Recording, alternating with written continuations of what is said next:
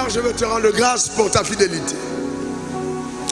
Je place une demande solennelle au devant de ton Saint-Trône. Merci pour les illustres fils et filles du royaume assemblés en ces lieux et connectés à cet autel en ce moment précis. Seigneur Dieu Tout-Puissant, je prie que ta grâce continue d'être opérationnelle au travers de ma vie et que ton onction agisse avec précision et force et que le nom de Jésus-Christ soit élevé, la parole comprise et ta pensée éternelle assimilée et les miracles évidents dans la vie de tous au nom suprême de Jésus. Père, tu as dit que ta parole ne rentre pas à toi, ça accomplit ce pourquoi elle est sortie. Et nous croyons que ta parole accomplit dans les cœurs et dans les vies ce pourquoi elle sort pour ta gloire. Maintenant, au nom suprême de Jésus, j'ai prié et quelqu'un dise Amen 3 fois. Non, ta manière de dire Amen, donne-moi 3 bons Amen. Assieds-toi dans sa glorieuse présence. Alors je prends le temps en 1 heure pour enseigner sur les 12 lois fondamentales. 12 lois fondamentales pour créer la richesse. 12 lois fondamentales pour créer la richesse. Lors du dernier sommet, j'avais parlé de certaines lois brièvement à cause du temps que nous n'avions pas. Et je m'étais promis qu'à ce sommet, j'allais prendre le temps d'entrer en profondeur et de permettre à toutes les personnes qui m'écoutent de vraiment de comprendre la pensée de Dieu, la réelle pensée de Dieu en ce qui concerne la richesse et bien plus de trouver les mécanismes qui nous permettent d'accéder à la richesse que Dieu a rendue disponible pour le saint, pour le croyant, pour la personne que nous sommes.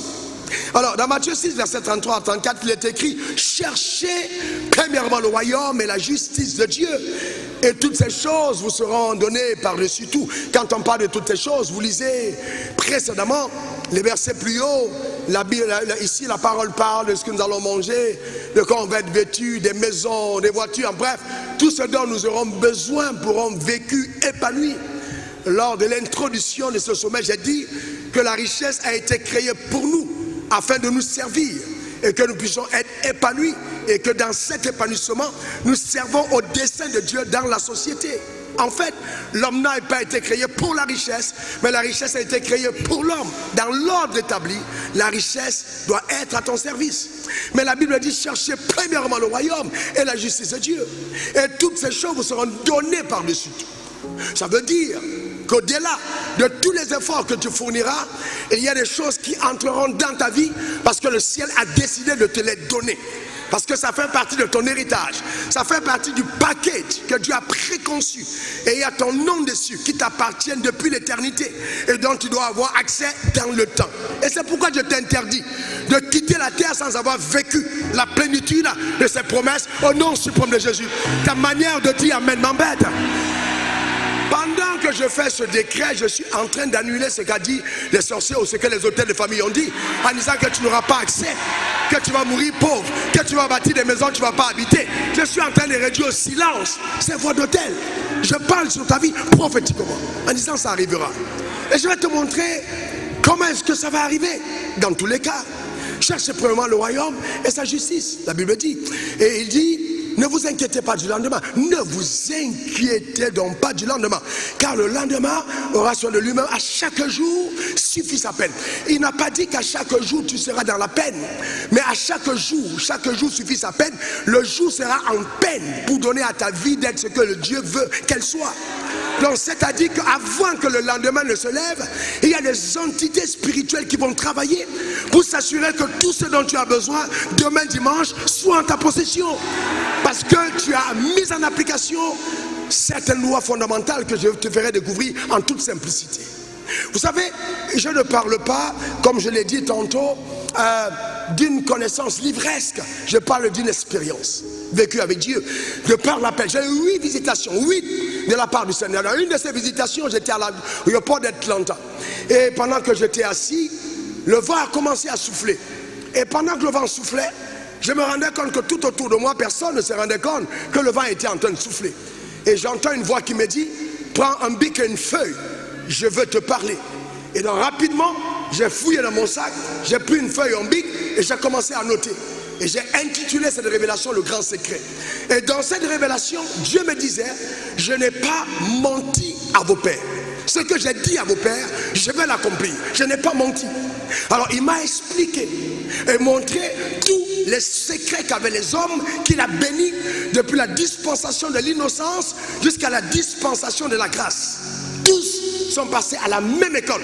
Personne élevé par Dieu n'a échappé à ces principes que je vais vous enseigner. Ils sont fondamentaux et puissants. Le drame, c'est que, bon, peut-être pas drame, certaines personnes dans le monde les mettent en pratique sans s'en rendre compte qu'ils sont en train de déclencher des lois. Ce que vous voyez arriver dans la vie, c'est la conséquence des lois. On dit chercher premièrement le royaume et la justice et conjonction de coordination qui rattache deux pensées, le royaume et la justice. Alors qu'est-ce que la religion nous enseigne? Oh, nous venons à Jésus, on va au ciel. On va à Jésus, on va au ciel. On va à Jésus, on va au ciel. Mais attention, Jésus n'a jamais prêché ce message. Jamais de la vie. Jamais.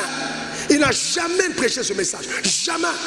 Il a dit lorsque le prière dit que ton règne vienne, que ta volonté soit faite sur la terre comme au ciel. Donc ça veut dire qu'un croyant sauvé a la responsabilité de délocaliser le ciel pour la terre. De façon que dans ton environnement, dans ton périmètre restreint, qu'on voit l'atmosphère du ciel, l'identité du ciel, la présence du ciel dans ton environnement. Et c'est de ta responsabilité. C'est ce qu'il a dit. C'est ce que Jésus a dit. Et c'est ce que nous devons vivre. Vous comprenez? C'est important. Vous savez, je hais la religion. La religion est mauvaise. Satan est le père de la religion. Dieu n'a jamais été dans la religion. Il a été dans la relation. Le drame, c'est qu'on pense que parce qu'on est dans une église, on est forcément en fusion avec Dieu. C'est pas vrai. C'est pas vrai du tout. Évangélique, catholique, méthodique et tout, on s'en fout. Qu'est-ce que ça représente ta relation avec Dieu? Et qu'est-ce que tu es capable d'apporter pour le ciel dans ton environnement? Vous savez, frères et sœurs, nous devons arriver à l'authenticité de la vérité. La vérité doit être authentique. On doit épouser la vérité et la démontrer. C'est ça la rage qu'on devrait avoir. Si le royaume des cieux, pour nous, est une vérité, si la parole de Dieu est vraie, nous devons avoir honte de ne pas la voir se manifester dans nos vies. Et payer le prix qu'il faut pour que ça arrive. Quant à moi, j'ai un slogan. Je ne suis pas venu sur la terre accompagner les autres. Non, non, non. Dieu m'a dit un jour, je ne t'ai pas appelé à lire la Bible, mais à la vivre. Donc je ne suis pas un lecteur, je suis un acteur. Je ne suis pas un lecteur, je suis un acteur. Tu n'es pas un lecteur, tu es un acteur. Ta manière de dire amen m'embête. Nous sommes dans des saisons prophétiques où les gens vont tenir ta robe, tenir ton pantalon, tenir ton costume pour dire montre-moi qui est ton Dieu, je vais te suivre à l'église. Montre-moi qui marche avec toi, je vais te suivre à l'église. Nous sommes dans cette saison radicale, puissante, d'une dimension incroyable. Écoute-moi bien, que personne ne te mente. Aussi longtemps que tu as deux pieds, une tête, deux yeux, une bouche, deux mains, que tu lèves vers le ciel, écoute-moi attentivement, personne ne peut t'arrêter. Et ne sois pas toi-même le premier ennemi de ta destinée. Ne sois pas ennemi de ta destinée. J'ai entendu parler avec beaucoup de joie, je crois que c'est Matt Karine qui parlait de la notion d'identité, qui est primordiale à l'accès à la richesse, mais c'est très vrai. Mais la Bible dit, cherchons premièrement le royaume. Royaume. Donc vous savez, l'un des mensonges, et quand on va le dire, si on ne le dit pas bien, on va encore tirer sur moi en disant, on vous a bien dit, ce gars il n'est pas sérieux. Comment il peut dire ces choses? Jésus n'a jamais dit, vous suivez tous ces enseignements, il n'a jamais dit que sa personne te rendrait riche. Jamais. Il s'est gardé de mentir. Parce que Jésus, sa personne, la personne de Jésus, jamais ne te donnera accès à la richesse. Jamais. Jamais. Alors j'entends les gens dire, ouais, hein, vraiment, est-ce qu'on a besoin de ça? On a juste besoin de prier, on a juste besoin de jeûner et Dieu va faire le reste. Jamais. Vous savez, vous ne pouvez pas marcher avec Dieu quand vous êtes ignorant. L'intelligence est importante. Vous savez, c'est important d'être intelligent. Même si tu es aveugle physiquement, il faut que tu sois quelqu'un qui voit spirituellement. Il ne faut pas être voilé. Il ne faut pas être aveuglé. Chercher le royaume et la justice et ces conjonctions de coordination. La personne de Jésus t'amène au ciel. Jésus a dit aux brigands, en vérité, toi et moi, on sera au paradis aujourd'hui. Et le roi, il est parti au ciel. Mais moi, j'ai refusé de partir au ciel comme lui. J'ai refusé. Je ne veux pas aller au ciel comme le brigand. Dans quel quartier je vais habiter au ciel? À Adjamé, 220 logements du ciel. À Bobo du ciel, jamais. Je ne veux pas aller au ciel comme ça. Je ne veux pas aller au ciel dans les prénoms du dehors. Jamais. Je vais être dans le quartier VIP. Ma maison à côté de celle de David. Assis au quartier des héros. Des gens qui ont marqué leur génération. C'est là où je vais aller au ciel. Parce que pour moi, le ciel, c'est une vérité. Alors je sais que dans le temps, je dois faire quelque chose. S'il y a une chose qu'on ne peut pas te voler, c'est la capacité de rêver. Personne ne peut t'empêcher de rêver. On peut tout faire, mais le rêve, personne ne peut l'embrigader. Personne. Personne. Donc tu dois garder cette audace. La personne, c'est le ciel. La personne, c'est le ciel. La personne, c'est le ciel. Mais cependant, si tu veux déplacer le ciel sur la terre, si tu veux accéder à ce que Dieu te réserve, créer des entreprises, sortir d'une famille modeste ou même pauvre et accéder au niveau où tu as 100 employés, 200 employés, 300 employés, tu influences les vies, tu offres des voitures à des amis en faillite parce que tu as besoin de donner un coup de main, je te dis, la personne de Jésus ne suffira pas. Il faut bien plus. Il faut maintenant entrer le royaume et la justice. Il faut entrer dans la dimension de justice. Quand on parle de justice, quand on parle de loi, les lois, la loi, c'est l'ensemble de principes dont la mise en application a des conséquences prédictibles. Ça veut dire que quand j'embrasse les lois, je peux prévoir mon avenir. Vous savez, la bourse du ciel est la plus fiable. Elle n'est pas comme celle de Wall Street. Où on a bombardé en Iran, on a bombardé tout à l'heure là en Arabie Saoudite ou alors à Dubaï. Et puis bon, même si le coût de l'or monte, les orpailleurs n'ont pas possibilité de vendre leur or parce qu'il y a une secousse. La bourse du ciel n'a pas de secousse. Le chemin de la vie. Et tu es capable de choses les plus incroyables. Le drame, c'est que nous ne croyons pas en Dieu, mais nous chantons tout le temps, mais on ne croit pas en Dieu. On ne croit pas en Dieu. Il dit chercher le royaume et la justice. La justice, c'est pour les lois. L'ensemble de lois, les lois du royaume, des lois dont j'ai découvert 12 lois majeures qui ont propulsé ma vie. J'ai dit, j'ai commencé les affaires en 2002, j'ai eu mon premier milliard en 2007. Il n'y a pas eu une année qui soit passée, si une année est faible, la plus faible, j'ai au moins 1 milliard de gains. Ça dit si c'est trop faible, ça c'était avant. Aujourd'hui j'ai des contrats et je le dis hautement. Il ne faut pas avoir honte de le dire. Vous savez, les gens disent non, vous savez, il ne faut pas dire. Mais qui a cité les biens d'Abraham? C'est Dieu. Qui a dit qu'Isaac était riche? C'est Dieu. Si c'est Dieu qui t'a béni, pourquoi tu caches? Tu caches pourquoi? J'ai des contrats de 100 millions par mois, des contrats de 60 millions par mois, mais sans problème. Et je me suis rendu compte que ça n'a pas changé ma vie de prière. Au contraire, quand je prie, plus je lis la Bible, mieux je comprends Dieu. Parce que je veux te dire, je vais en retraite le jour où j'ai choisi, pas parce que je fuis le bailleur. Je n'éteins pas mon portable parce que je ne veux pas rembourser le crédit à quelqu'un. J'éteins mon portable parce que je veux être calme. La liberté est quelque chose d'important. Celui que le Fils a franchi sera véritablement libre. On dit véritablement libre, libre aussi de tout lien de pauvreté. Il est temps pour toi de parcourir le plateau tête levée. Tu marches et tu es là. On dit mais qui passe? C'est qui cette dame? C'est qui ce jeune homme? C'est qui ce monsieur? Parce qu'il y a une gloire qui t'accompagne. Il y a quelque chose de visible au travers de ta vie. Mais il faut découvrir des lois. Dis après moi loi. Encore des lois. La mise en application a des conséquences prédictibles. Le drame c'est quoi? Vous dites, donnez-moi, voyez-vous, bon je suis enfant de Dieu. Parce que je suis enfant de Dieu, alors toutes choses heureuses m'arriveront. Et même Dieu ne l'a jamais dit. Parce que si tu as violé les lois, tu es coupable devant la loi. Et la loi ne fait exception de personne. Voilà, je vais faire tomber ce coussin. Je vais le laisser. Alors je vais demander à ceux qui sont très forts dans le prophétique de commencer à prophétiser et me donner une parole pour que le coussin la monte. Non, vous n'en êtes trop fort, non? Que le coussin la monte. Il y a des gens qui sont capables de prier pour qu'on trouve l'argent dedans. On trouve l'argent dans le coussin, n'est-ce pas? Mais qui viennent prier pour que le coussin monte. Vous savez, souvent, l'église nous a, excusez-moi le mot, infantilisé, et excusez le mot créé, imbécilisé. Nous sommes devenus des imbéciles alors qu'on était des personnes, excusez-moi, c'est gentil, des personnes intelligentes, mais on était obscurcis par les mots prophétiques, par les mots prophétie, par les mots révélation, par les mots vision. On n'a rien compris. On a transformé le pasteur en petit marabout. Vous comprenez ce que je veux dire? Et c'est dangereux. C'est hyper dangereux. Hyper dangereux. Donc, c'est prédictible. Si je prends ce coussin et je le laisse tomber, je suis pasteur, je suis ouin. Quelles que soient mes prières, randa chakalaba, il tombe. Mais il ne tombe pas parce que je n'ai pas prié. Il tombe parce qu'une loi s'applique sur le coussin. Donc si ton coussin, ce coussin est ton enfant que tu as laissé à l'étage, qui est tombé, il va vraiment tomber. Aucune prière le maintiendra en l'air. Il va descendre sur la terre. La seule chose qui puisse arriver, parce que tu pries et que tu as été, ça a été une erreur, c'est que quand il tombera, ses os ne vont pas se briser. Mais il va quand même tomber. Parce que Dieu ne va jamais violer ses lois. Jamais de la vie.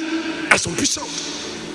Et qu'est-ce qu'on fait à l'église? Oh non, on n'a pas besoin de ça. On n'a pas besoin de ça. On a besoin de quoi?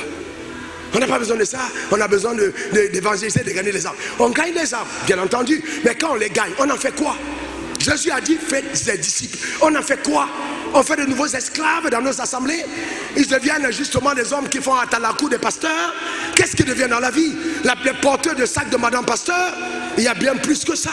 Je ne suis pas contre ça. D'ailleurs, c'est honorable de porter le sac de quelqu'un qui te dépasse. Mais ta destinée ne peut pas être porteur de sac à l'église. Il y a bien plus que ça. J'aimerais que mon porteur de sac soit propriétaire de banque. Que mon porteur de sac ait des ONG.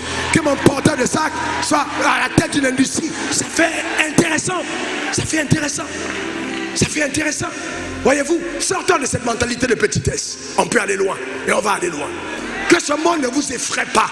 Je vous ai dit, l'or et l'argent appartiennent à notre Dieu. Que ce monde ne vous effraie pas. Vous comprenez, si vous avez découvert les lois, vous pouvez prévoir votre avenir. Écoutez-moi bien. Je vous ai dit que je vous parlerai des souffrances et des douleurs, des batailles et des combats qui sont inhérents à ceux qui osent. Qui osent en tant que premier-né, qui osent en tant que précurseurs, qui osent dans leur unicité et leur singularité d'embrasser le chemin que Dieu a voulu pour eux. Eux, ils sont incompris par les hommes. Et heureusement, ce n'est pas les hommes qui nous ont appelés. Et vous savez, j'aime l'incompréhension des hommes parce qu'elle intensifie mon intimité. L'incompréhension intensifie mon intimité. Plus je suis incompris, mieux Dieu est mon ami. Et puis je solidifie ma relation avec ma famille. Vous comprenez? C'est important. Je peux vous dire, je ne sais pas depuis combien de temps, vous qui vous baladez, peut-être 2-3 ans, personne de vous ne m'a vu dans un supermarché. Pas parce que je ne peux pas partir, mais parce que j'ai compris que je ne peux pas aller n'importe où. Et que je suis tellement précieux qu'il faut creuser profondément pour me trouver. Il faut éviter la vulgarité. Vous n'êtes pas n'importe qui. J'ai après moi, je suis un roi. Non, non, ta manière de dire vraiment. Voilà. Donc il y a des lois. Dis après moi, loi. Encore loi. Donc ça veut dire que ton avenir peut être prédictible si tu découvres des lois. Tu peux prévoir ton avenir. Donc c'est pour ça que j'ai toujours refusé d'être nommé comme une superstar, d'un héros qui a fait des choses incroyables. Non, la grâce de Dieu m'a localisé et j'ai obéi aux instructions. La loi de Dieu, les lois fondamentales. Je vous en donne quelques-uns. D'accord? Alors prenez note. Parce qu'on ne peut pas organiser des programmes comme ceci, où nous avons des jours de veille, des jours de jeûne, des jeûnes devant le trône de la grâce, où nous avons un soupir, nous perdons 2-3 kilos pour préparer cet événement, et toi tu viens t'asseoir là bonnement, sans même avoir, voyez-vous, l'élégance, même de faire semblant de prendre des notes. Même faire semblant. Même faire semblant. C'est important. Voyez-vous, vous savez, frères et sœurs, celui qui n'a pas honoré la connaissance a fermé la porte de l'abondance. Écrivez-le. Celui qui n'a pas honoré la connaissance a fermé la porte de l'abondance. Et ce qui démontre que ta progression s'est arrêtée, c'est quand tu penses que tu n'as plus rien à apprendre des autres. Là, ta progression s'est arrêtée. Vraiment arrêtée. C'est fondamental de le comprendre. Donc nous parlons des lois avec des conséquences prédictibles. Les lois fondamentales qui nous permettent de créer la richesse. Donc nous avons vu que nous parlons de justice. Sans loi, il n'y a pas de justice. Qui est juriste parmi nous? Ouais, j'ai révérend, ouais, maître, révérend, maître ou maître révérend. Qu'est-ce que tu choisis? Dans ce contexte, tu es révérend maître ou bien tu es juste révérend? Donne-lui un micro, s'il vous plaît, rapidement, donne-lui un micro. Alors, dis-moi, est-ce que sans existence d'une loi, la justice tient? Est-ce que ton métier d'avocat tient sans la loi? Bien sûr, c'est la loi. Donc sans loi, il n'y a pas de justice. Sans loi, il n'y a pas de justice. La justice, en fait, c'est la mise en pratique de la loi. La justice, c'est la mise en pratique de la loi. Donc quand Dieu dit chercher le royaume et la justice, c'est aussi de vous assurer de mettre en application les lois qui ne sont pas les lois, je n'ai pas menti, je n'ai pas volé, non, mais les lois fondamentales qui régissent le royaume des cieux. Et l'une des choses que nous devons... Est-ce que vous savez qu'il est injuste qu'un héritier n'ait pas son héritage? Non, tu n'as pas compris. Est-ce que si, vous savez, la Bible dit chercher ce qui est juste. Qui c'est qui est héritier de Dieu ici? Alors, comment est-ce possible? Alors, est-ce que tu as un problème avec Dieu, ma soeur? Tu as un problème avec Dieu? Alors, pourquoi est-ce que, si tu me dis que tu n'as pas un peu, Dieu fait de toi un héritier, mais pourquoi tu n'as pas ses avoirs? Dis à ton voisin, c'est injuste. Tu vois, donc ça veut dire que même dans la richesse de la justice, nous devons chercher à rétablir ce qui est vrai. Donc, la Bible dit, voyez-vous, Dieu a donné aux païens d'amasser. Mais à celui qui est agréable, il donne d'en jouir. Ça veut dire qu'il y a des gens qui ont cru, qui sont riches, mais ils ont amassé des fortunes pour te permettre, toi, de le devenir. Ton silence fait que je risque de retirer ma prophétie. Mais oui. Ah oui, Dieu est puissant. Donc, voyez-vous, quelle que soit la sphère où Dieu t'a mis, quelle que soit la sphère. Tout à l'heure, le frère s'est dit Josué qui va, d'ailleurs, annonce officiellement, il va être promu dans le rang pastoral parce qu'il a un appel pastoral. Il parlait de l'importance de valoriser son travail. Mais écoutez-moi très bien, écoutez-moi profondément. Je suis entièrement d'accord. Jacob était chez Laban, mais il y a un jour où Jacob est sorti de chez Laban. Mais il y a eu tout un processus chez Laban. Mais nous allons rentrer sur les lois fondamentales du royaume et on va voir des choses puissantes, extrêmement puissantes. Alors on va partir sur la première loi, la loi de la vision. Dis après moi la vision. Alors, dis encore après moi la vision. La vision, vous voyez, c'est la représentation mentale de ton état futur. C'est-à-dire, quand tu fermes les yeux, comment est-ce que tu te vois? Comment est-ce que tu te vois en tant qu'acteur dans la société? La vision fait toute la différence. Ce qui a gardé Joseph, ce n'était pas ses prières, c'était sa vision. Parce que je me suis rendu compte dans la Bible qu'aussi longtemps que ce que Dieu t'a donné n'a pas été accompli, c'est ce que Dieu t'a donné qui te préserve. Quand les fils de Job a eu des calamités, regardez toutes les 4 calamités de Job. Les survivants sont ceux qui avaient un message à venir donner. Les messagers ne sont pas morts. Pourquoi? Parce qu'il y avait un message à donner. Quand dans ta génération, il y a quelque chose à faire, même la mort t'évite. Alors il y a des gens inutiles qui meurent parce qu'ils n'ont pas quelque chose à faire. C'est pour ça qu'il faut s'assurer qu'il y ait d'abord la vision. Tu ne peux pas vivre n'importe comment. Il doit y avoir quelque chose qui te projette dans le futur. Comment est-ce que tu te vois dans 5 ans, dans 10 ans, dans 15 ans, dans 20 ans? Et le drame c'est quoi qu'on a aujourd'hui? C'est l'instabilité de la vision. Vous savez, peuple ivoirien et même francophone, le drame que nous avons, je l'appelle l'instabilité criarde dans la vision. On est instable. Même dans la politique, quelqu'un opposant aujourd'hui, on envoie une mallette le soir, il est dans le parti au pouvoir. Il devient transfuge. On a un problème de stabilité de vision. Il faut être stable. On a des versions de conviction.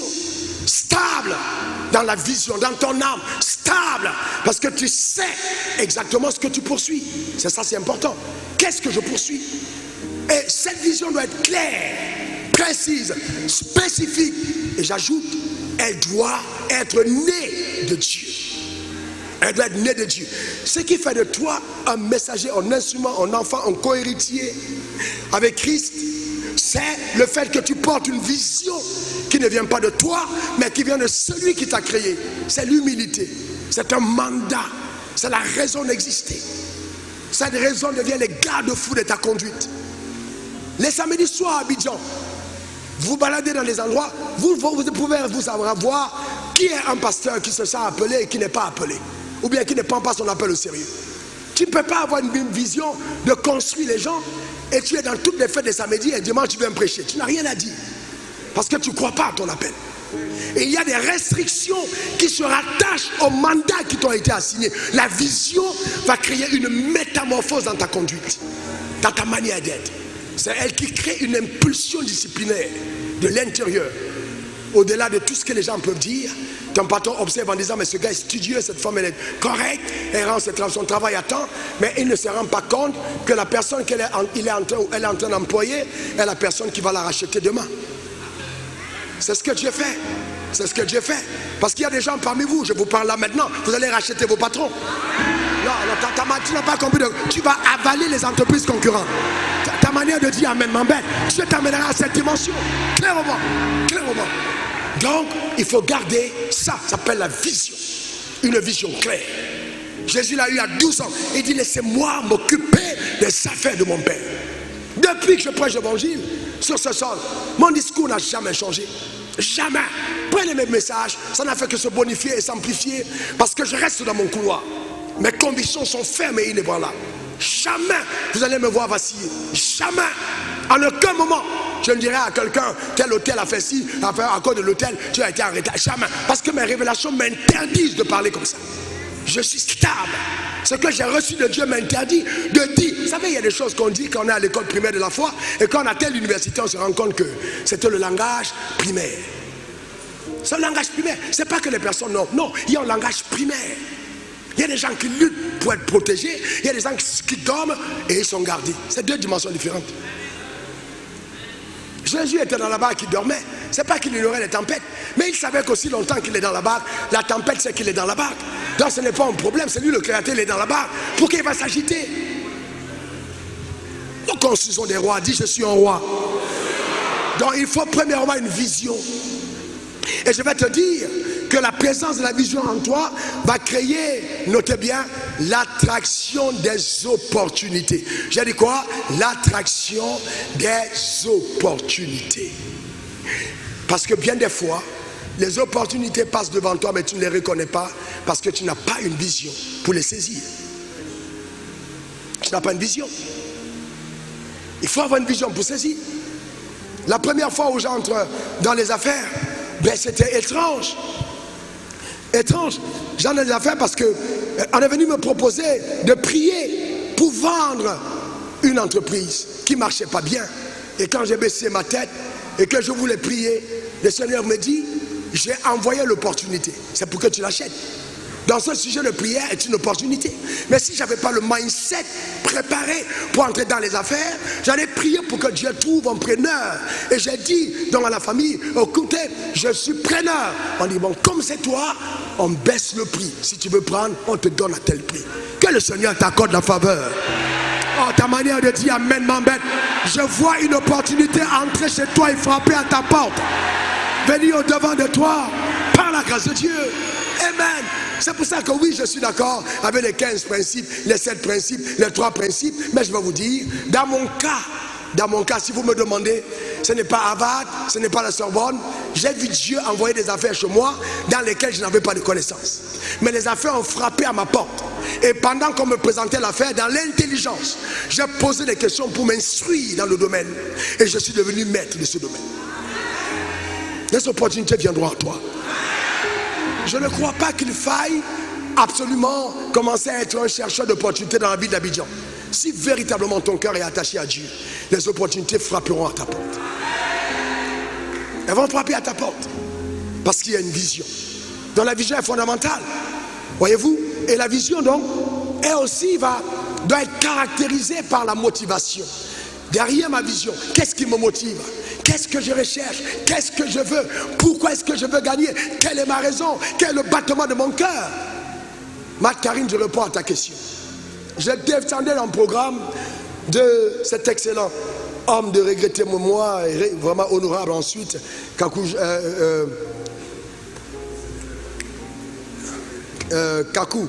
prophète Kakou Sébera. Je venais à l'hôtel Ivoire, j'étais à pied à cette époque. Au programme, j'étais assis derrière. Personne ne me connaissait. Et j'étais assis derrière, j'ai écouté son très beau programme. Et donc, j'ai terminé, j'habitais à Dien. À l'époque, ma maison coûtait 90 000, je touchais 15 000 francs à l'école biblique. Donc, je ne pouvais pas me permettre, moi, de prendre un Warren à 140 francs à l'époque pour descendre chez moi, alors que j'ai des pieds, je suis jeune, je peux marcher. Donc, je profite pour faire le sport pour rentrer chez moi.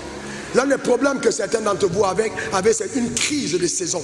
Vous êtes en train de fonctionner à contre-saison. À contre-saison. Vous voyez l'archevêque arriver avec son costume éclatant et la cravate d'une certaine. Et puis c'est le costume là que tu veux porter. Est-ce que tu as l'âge?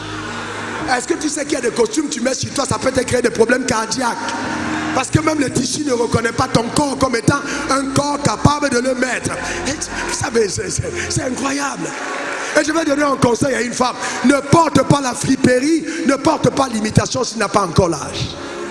Si tu ne peux pas prendre un truc de marque, porte quelque chose de simple. Parce qu'il ne faut pas penser que c'est parce que c'est Dior que ça a une valeur. La valeur c'est toi, c'est pas ce que tu portes.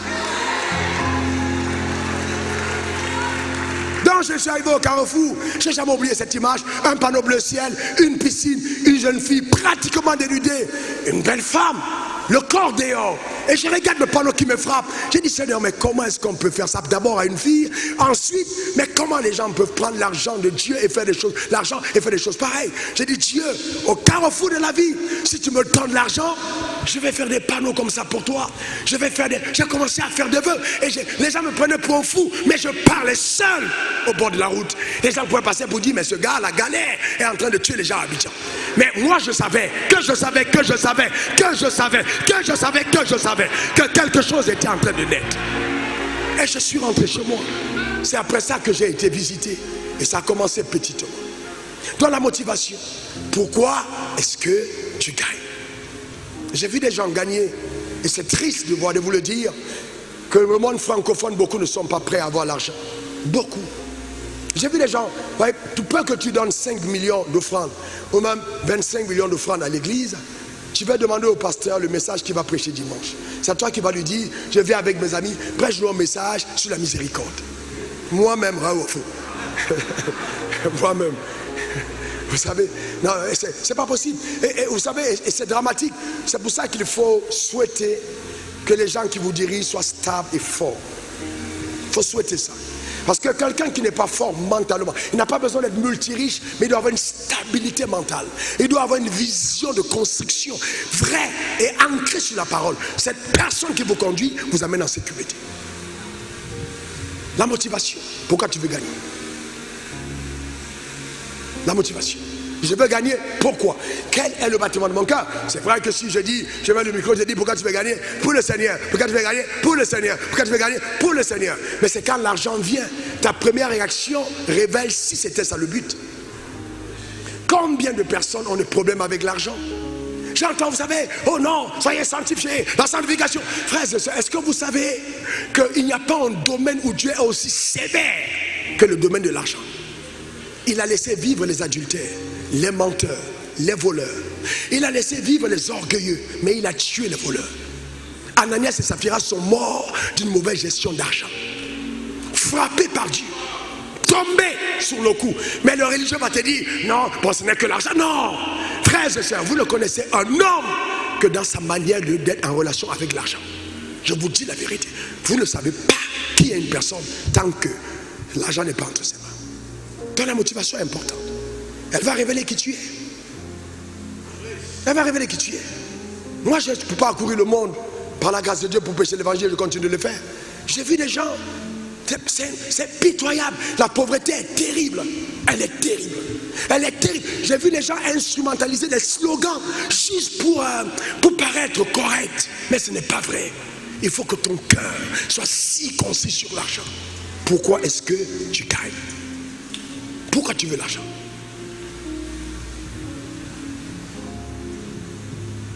Bon, vous allez commencer à être partisans de gens qui disent, ouais, ben, vous savez, dans ces églises, on est en train de vous aller à camp prenant 10%.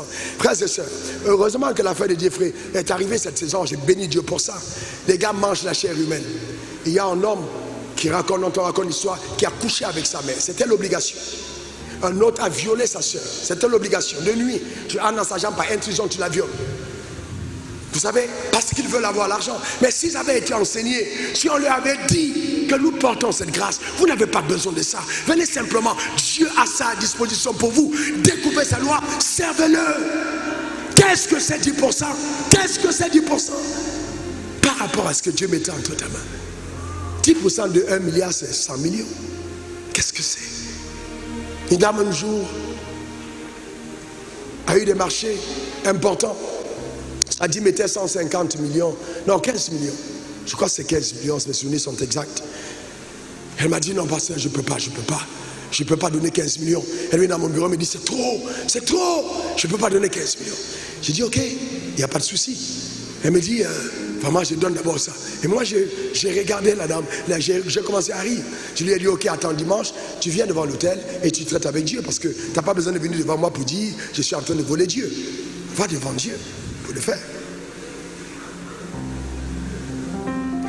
Et donc, la 2 semaines après, moi-même, vous savez, en tant que pasteur, je vous dis vrai, j'ai dit Dieu, il y a des choses pour lesquelles tu ne dois pas laisser faire. Parce que si tu laisses faire, tu es en train de nous dire que ce que tu nous demandes de prêcher n'est pas vrai. Il faut que tu défendes la vérité. Cette femme a eu un marché, je crois que c'est 2 milliards et poussière. Elle a commencé à se réjouir et on lui a donné le marché. Une semaine après, on a repris le marché. Elle est venue me voir et me dit, parce que je suis prêt maintenant, je vais donner le reste des semences. Il faut prier pour moi pour l'autre marché. J'ai dit, Dieu n'est pas un commerçant. Dieu n'est pas un commerçant. C'est pas maintenant tu m'as dit tu vas ramener, parce que Dieu connaît ton cœur. Il sait que si tu ramènes les 15 millions, s'il faut payer une dîme de 200 millions, tu n'es pas prête. Quel est ton cœur? Tu vois? Et donc, si je vous demande ici aujourd'hui quels sont parmi vous les braqueurs de semences dans les églises, et que je vais prier pour vous en commençant, plus de la moitié vont se lever parce que beaucoup d'entre vous n'êtes pas sérieux avec Dieu. Mais ce manque de sérieux à cette étape révèle si oui ou non vous allez aller loin. Deuxième loi majeure, la décision, la loi de la décision. La loi de la décision. Je dois me décider. Tu dois te décider. La décision. La décision. La décision est un pont qui relie la promesse à son accomplissement. La décision est un pont qui va relier la promesse à son accomplissement. Si que Dieu te promet quelque chose, cela n'arrive que parce que tu t'es décidé à voir cela arriver. La décision.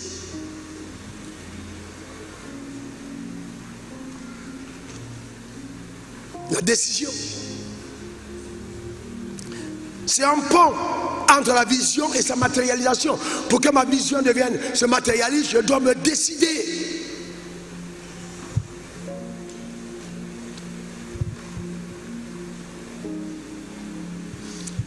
Quand Dieu te donne la promesse, c'est la décision qui la matérialise. C'est le pont entre la révélation et l'action.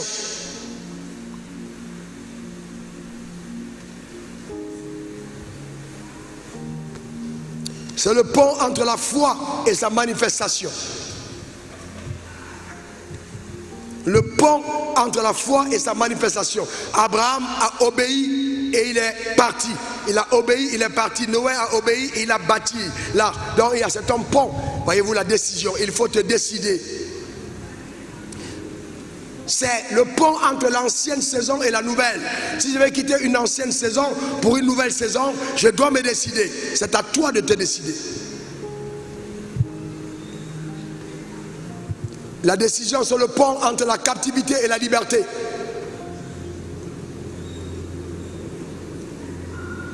La décision, c'est le pont entre le manque et l'abondance.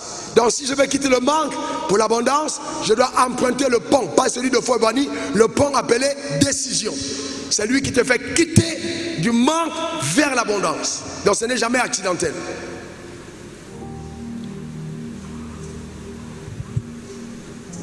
Donc une fois que tu as décidé, une troisième loi intervient.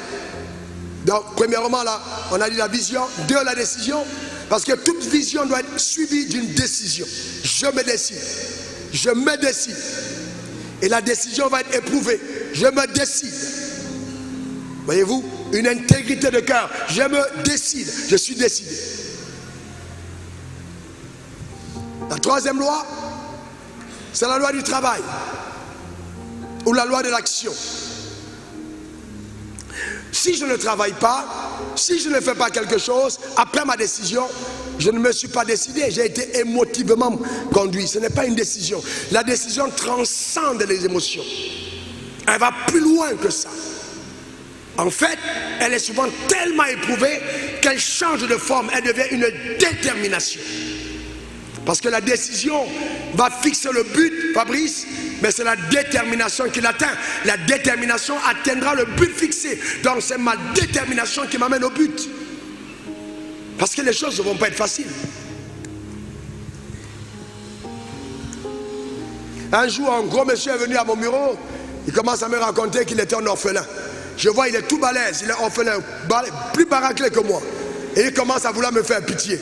Je suis un orphelin, vraiment, je souffre et tout. Et puis, quand il commence à me faire pitié, moi, je dis, moi aussi, je suis orphelin. Je suis aussi orphelin. Je lui dis vraiment, quand tu parles, tu me rappelles, moi aussi, j'ai perdu mon père. pour dire mon frère, tu n'as pas à te mettre à dire, comment tu peux être baraqué comme ça, tu dis tu es orphelin. Comment à ton âge, ça ne te dérange pas d'être constamment en train d'aller vers les mêmes personnes à la rentrée scolaire pour demander l'argent pour envoyer tes enfants à l'école. À un certain moment, tu dois t'arrêter. Tu dois te décider ce que ça cesse. Ça doit être, c'est honteux, tu dois arrêter. Tu es pasteur, mais toutes les personnes que tu suis à domicile sont des personnes de qui tu espères qu'ils vont te donner quelque chose. Vous avez déjà vu comment est-ce qu'on signe un chèque à un mendiant? Vous êtes déjà arrivé au bord de la route, on dit on a signé un chèque à un mendiant, on est dit encaisser. On donne toujours des pièces. Celui qui est trop gentil donne des billets. Jamais des trésors on arrive au mendiant. Il faut arrêter au ministère de mendicité, même en tant que pasteur. Arrête au ministère de mendicité. Je suis devant la télévision, la caméra, regarde-moi, regarde ici. Je le dis à Abidjan, je le dis devant Dieu qui je sais. Jamais je ne suis allé chez un fidèle poser un problème. Jamais je n'ai demandé un prêt à qui que ce soit. Là où je te parle, et depuis que j'ai commencé le ministère, jamais je n'ai dû un seul centime à quelqu'un parce que je suis allé demander un prêt. Jamais ce n'est arrivé. Alors je vais vous dire, peut-être tu dis ouais, ce gars il est béni, mais écoute-moi bien, c'est une ossature mentale, c'est une ossature mentale, une fierté intrinsèque, une révélation de qui je suis qui conduit mes pas. J'ai été un gars qui s'habille en 3 pièces, qui sort des chômages. Les jeunes de mon quartier hadien, quand on dit il sort, il sort. Les gars sont étonnés de la démarche que j'ai quand je sors. Il y avait la royauté, même dans ma manière de faire. Même quand la galère, la dèche était chez moi, jamais, je dis bien jamais, personne ne pouvait se rendre compte que j'avais un problème. Il faut avoir une certaine fierté identitaire. Une fierté. Bienvenue mon frère. Une fierté identitaire, c'est important. Amen. C'est très important.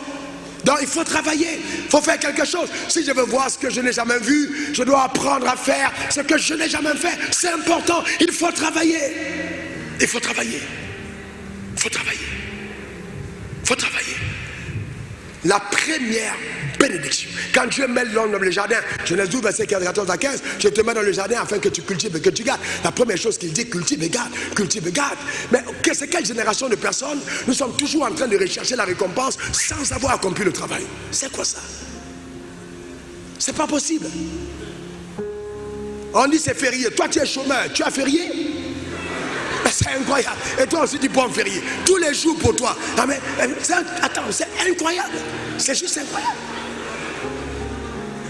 Et tu dis aussi c'est férié. Tu travailles? Voyez, une mentalité à réformer. À réformer. Moi je vous dis, oh ma mère n'est pas là, elle est à la maison. Mais je vais vous dire sérieusement, c'est un profil mental que vous devez avoir. Frères et sœurs, je crois que notre identité doit nous donner d'avoir un certain profil mental, une certaine manière de percevoir la vie et de se conduire. Le travail. Hier j'étais ici, tout ce qu'on voit, on dit ouais bon, c'est fait. Vous pouvez avoir l'argent et ne pas être excellent. On reviendra sur l'excellence tout à l'heure. Mais si vous n'êtes pas travailleur, oubliez l'excellence. Il faut travailler. Ça demande les détails, le suivi, la consistance. C'est encore facile quand tu es encore en train de te chercher. Mais si Dieu commence à te donner un demi-milliard par mois, eh bien je veux voir si tu es sérieux. Frère, c'est ça, on parle de travail. Il faut construire une certaine ossature. Travailler. Quand j'ai lancé, je suis en train des affaires, ici, j'ai été restaurateur à Abidjan. J'allais au restaurant moi-même, demander à ma femme moi-même. J'ai été restaurateur pendant 6 mois. J'allais le matin, j'ai organisé les équipes, j'étais au restaurant. Les gars ont commencé à dire ouais mais Wafo il a abandonné le ministère. Mais bon, j'étais restaurateur. Je ne peux pas dire que je suis à plein temps. Et puis je n'arrive même pas à lire ma Bible 2 heures par jour et j'estime que je suis à plein temps. Je suis un paresseux qui est réfugié derrière le ministère pastoral. Je dois être à même de travailler. Comment est-ce que je gère mon temps? Comment je gère la ressource la plus précieuse? Je dois travailler. J'attends certains d'entre vous, oh soir, tu vas devenir grand si tu amènes. Mais même quand je te vois la manière de traiter ton message ou de t'organiser dans la vie, je sais que toi là, même si on a prophétisé 1000 ans, tu ne vas pas arriver. Parce que ton ossature mentale ne montre rien. Je vous dis la vérité, même quand l'esclave, même quand le roi est dans l'esclave, cet esclave n'est pas comme tous les esclaves.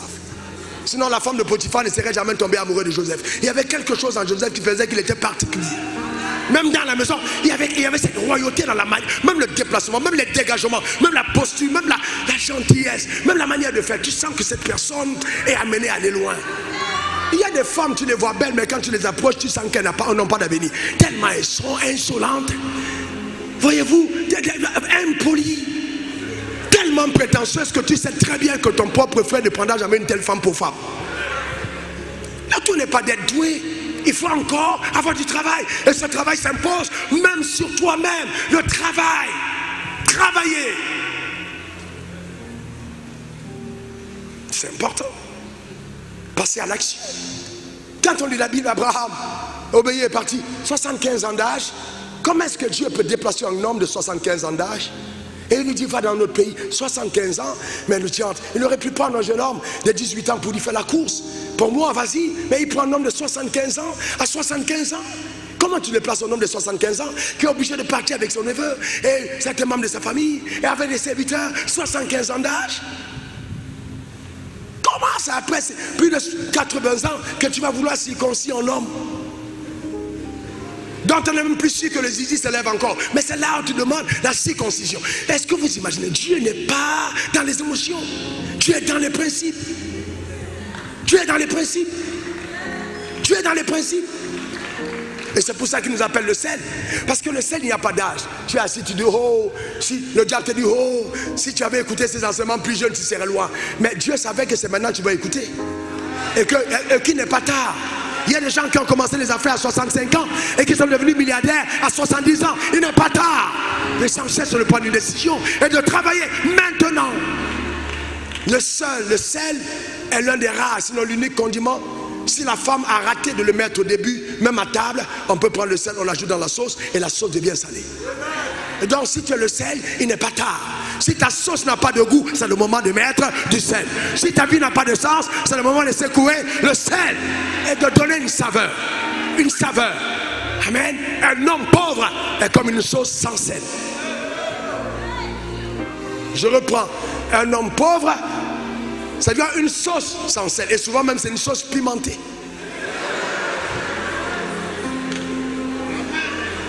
Sans sel. Non simplement c'est pas agréable, mais il y a encore le fait de pouvoir avoir le piment dedans. Alors si tu es célibataire, c'est une sauce sans sel. Mais si tu es marié, c'est une sauce pimentée sans sel. Parce que le piment, ce sera ta femme. Le piment, ce sera ta femme. Aucune femme ne sera douce à côté d'un homme qui a passé tout son temps à dire chérie, je t'aime, je t'aime. Oh, à un certain moment, il te dit, t'as pas vu ton voisin, t'as pas vu ton camarade, t'as pas vu ci. Souvent, les gens te détestent, c'est pas à cause d'eux. C'est leur femme qui met la pression. Pourquoi tu n'es pas comme Papa Sando? Pourquoi tu n'es pas comme les autres? Non, madame, ne compare pas ton mari à quelqu'un. Laisse-le faire son chemin. Laisse-le faire son chemin. J'ai eu un DG comme ça dans une de nos boîtes où la femme disait, ouais, mais pourquoi tu n'es pas comme l'autre? Pourquoi tu n'es pas comme l'autre? Comment? Ce gars, vous savez, femme, homme, acceptez le process. Acceptez le process. C'est pour ça que je vous raconte l'histoire, comment les choses ont commencé petit à petit. Vous voyez, acceptez le process, payez le prix. Vous n'allez jamais le regretter. Travaillez maintenant et les résultats se feront voir demain. Travaillez. Travaillez maintenant. Est-ce que vous savez que je connais les meilleurs endroits à Djamé où on ouvre les ballots, je connaissais les heures où j'allais moi-même quand j'étais enseignant à l'école publique, très tôt les matins, on ouvrait les ballons, on déroulait la friperie, les gars, ils ouvrent devant moi. Et puis moi-même je suis là, positionné avec des pieds placés pour récupérer les meilleurs pantalons. Et que quand j'allais les repasser et que je me parfumais, et souvent je connais fabriquer du parfum moi-même avec de l'oseille, avec du citron et du miel. Je sais comment j'ai fait pour avoir une odeur alors que je n'ai pas d'argent. Je ne veux pas aller au moment de mon travail dans un labeur de galère, essayer moi d'aller porter des parfums qui coûtent 80 000. Ce n'est pas mon niveau. Même si tu me le donnes, j'ai envie de le vendre parce que ce n'est pas ma saison. Je ne veux pas sentir une odeur que demain je ne sentirai pas. Ce n'est pas encore ma saison. Donc je dois aller travailler dans ma saison. Mais oui, c'est important, frère. C'est important. Je disais à un homme, à deux hommes dans mon bureau récemment, j'ai dit écoutez, ne commettez jamais l'erreur de mettre votre femme au-dessus de vous. Je dis ne faites jamais ça. Alors ils étaient trop choqués. Ils me disent pourquoi. J'ai dit il est anormal que tu sois quelque part et que la chaise de ta femme soit au-dessus de celle de la tienne. C'est anormal. Vous qui allez devant les femmes, vous mettez à genoux pour dire je vais te demander un mariage. Après tu te poses la question de savoir où est-ce qu'est venu l'esprit de rébellion dans ta famille. C'est le jour où tu t'es mis à genoux. Oui, bien.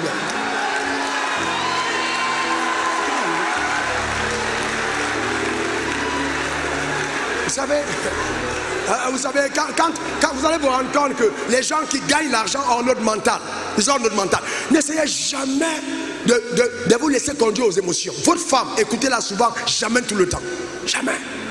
Parce que vous devez rester le chef, qu'elle admire, qu'elle respecte. À qui vous pouvez regarder en souriant pour dire non, cette fois-ci, non. Avec amour.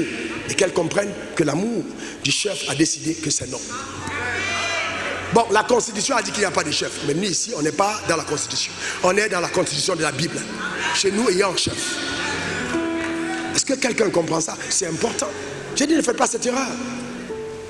Toi-même, tu as un petit portable, tu peux pas faire des photos avec ta femme à iPhone 22. Et c'est toi qui as acheté un iPhone 22. J'ai dit, tu te crées des problèmes. Tu te crées des problèmes. Il faut bien comprendre que l'autorité en siège au-dessus de celui, c'est très important dans cette manière de fonctionner. Même en entreprise, ne commettez jamais cette erreur. Ne soyez pas humble au point de briser le protocole. Travaillez dans l'ordre. Travaillez dans l'ordre. Oh, on se claque la main. C'est bien, mais je suis ton leader, je suis ton patron. C'est pas que j'arrive et puis tu commences à me saluer. Ah, bonjour, sans te retourner. Hey, je m'arrête, je dis, retourne-toi. Tu es en train de me saluer, mais c'est normal. Tu ne salues pas ton leader en tournant le dos. Tu t'arrêtes et le leader passe, tu salues respectueusement. Parce que ce n'est pas, c'est du respect simplement. Même si on rit ensemble, même si on mange la ticket poisson du gab ensemble, il y a la position. Dans le travail que nous faisons, le mouvement, la direction se fait dans l'ordre. Il y a un ordre. Les gens n'aiment pas l'entendre, il y a un ordre. Je ne prêche pas l'évangile de l'Amérique. En Amérique, les femmes sont au-dessus de leur mari. Après, ça vient les animaux, après les animaux sur le mari. C'est l'évangile de l'Amérique. Donc eux-mêmes ne peuvent pas prêcher ce que je prêche parce que la société est contre ça. Ça, c'est l'Amérique. Ici, on n'est pas en Amérique. On est au ciel. On a encore la possibilité d'avoir le prêcher l'évangile du ciel à Abidjan. On est au ciel. Et c'est un avantage. Amen. Donc c'est important qu'on comprenne. Il faut travailler, il faut passer à l'action. Tu as reçu une idée. Dieu t'a parlé. Tu étais dans la révélation. Oh, Dieu m'a dit. Mais moi, j'ai dit toujours aux gens, écoute, toi, tu es locataire depuis 5 générations. Ton père, ton arrière-grand-père était locataire. On l'a expulsé. Ton arrière-grand-père était locataire, il a gardé le loyer. Ton grand-père était locataire. Ton père était locataire. Tu es né dans le locataire, tu es locataire. Voilà. Donc c'est une lignée de locataire. Ce n'est pas une insulte. Une lignée. Tu vois, tu es dans cette lignée-là. Tu es vraiment descendu de cette lignée. Et maintenant, c'est toi qui dis, ouais, dans tous les cas, quand Dieu est apparu à Salomon, Salomon a dit, donne-moi seulement la sagesse, donne-moi seulement la sagesse, je veux la sagesse. Je te pose une question, est-ce que Salomon est dans le même problème que toi? Salomon, frère, vraiment, soyez intelligent. Salomon a le même problème que toi? Attends, si tu mets aujourd'hui peut-être ta femme, on va la chasser de la maison, hein. Des enfants vont aller en esclavage. Et puis Jésus est dans ta chambre. Tout ce qu'il va te donner, c'est révélation. Révélation. Oh, Dieu m'a montré, ma soeur, il y a dans ta famille quelqu'un qui a fait ci. Le jour où le Saint-Esprit pas dit, Saint-Esprit, je suis compris. Je vais aller faire la commission. Maintenant, parlons de nous deux. Parle-moi de moi-même. Comment je fais pour sortir d'ici? Comment je fais pour mettre fin à ce problème? Comment je fais pour être débarrassé de cette situation? Donne-moi une idée pour que je ne sois plus dans la galère. Parle-moi pour que je sorte de la pauvreté. Dans tous les cas, le Saint-Esprit répond à ta demande. D'être le spirituel le plus acclamé à l'église et le plus détesté du quartier. On t'acclame à l'église pour tes révélations. Au quartier, on sait que tu ne payes pas la cotisation des poubelles.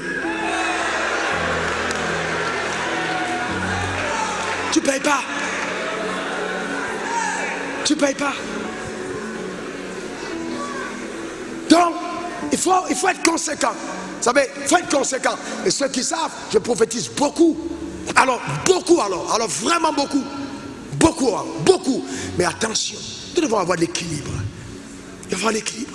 On ne peut pas, vous voyez, soustraire le travail à cause de la prophétie. Il faut travailler. On doit être diligent. Il faut travailler. C'est important de travailler. Le travail est fondamental.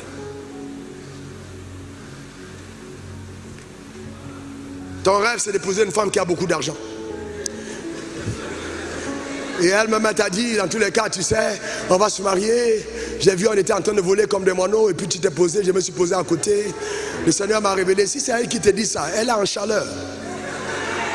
Je te dis la vérité, quand tu vas entrer dans ce mariage, tu vas voir ce que je te parle.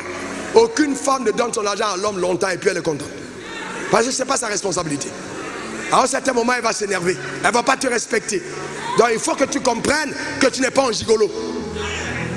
Tu n'es pas un gigolo, tu dois travailler. Il faut travailler. Il faut travailler. Le travail. Le Saint-Esprit, c'est le travail. Donne-moi ton meilleur amen. Eh bien oui.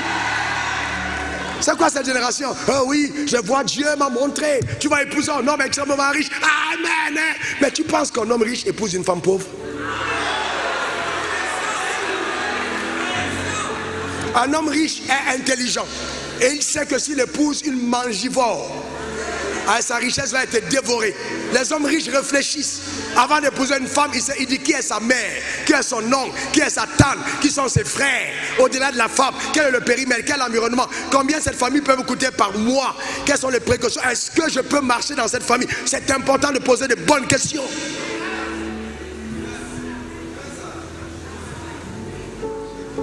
Et toi tu es là, tu penses que parce que tu as mis des trucs qui sont visibles, d'ailleurs même quand on fouille bien, c'est le plexiglas que tu as mis dedans, ou je sais pas. Donc ce n'est pas ça qui fait de toi une femme. Il faut être une femme vertueuse, avec la valeur, avec la consistance. Tu es assise à ce programme parce que tu es différente, parce que tu peux créer des emplois, parce que tu peux aider ton mari, parce que tu peux soutenir, créer des emplois en société. C'est normal. Sur mes serviteurs et sur mes servantes, je répandrai de mon esprit. Épouser un homme riche n'est pas une bénédiction quand on est pauvre. Parce que ça va finir par le divorce. Il n'y a pas compatibilité. Jamais l'aigle n'a épousé un moineau.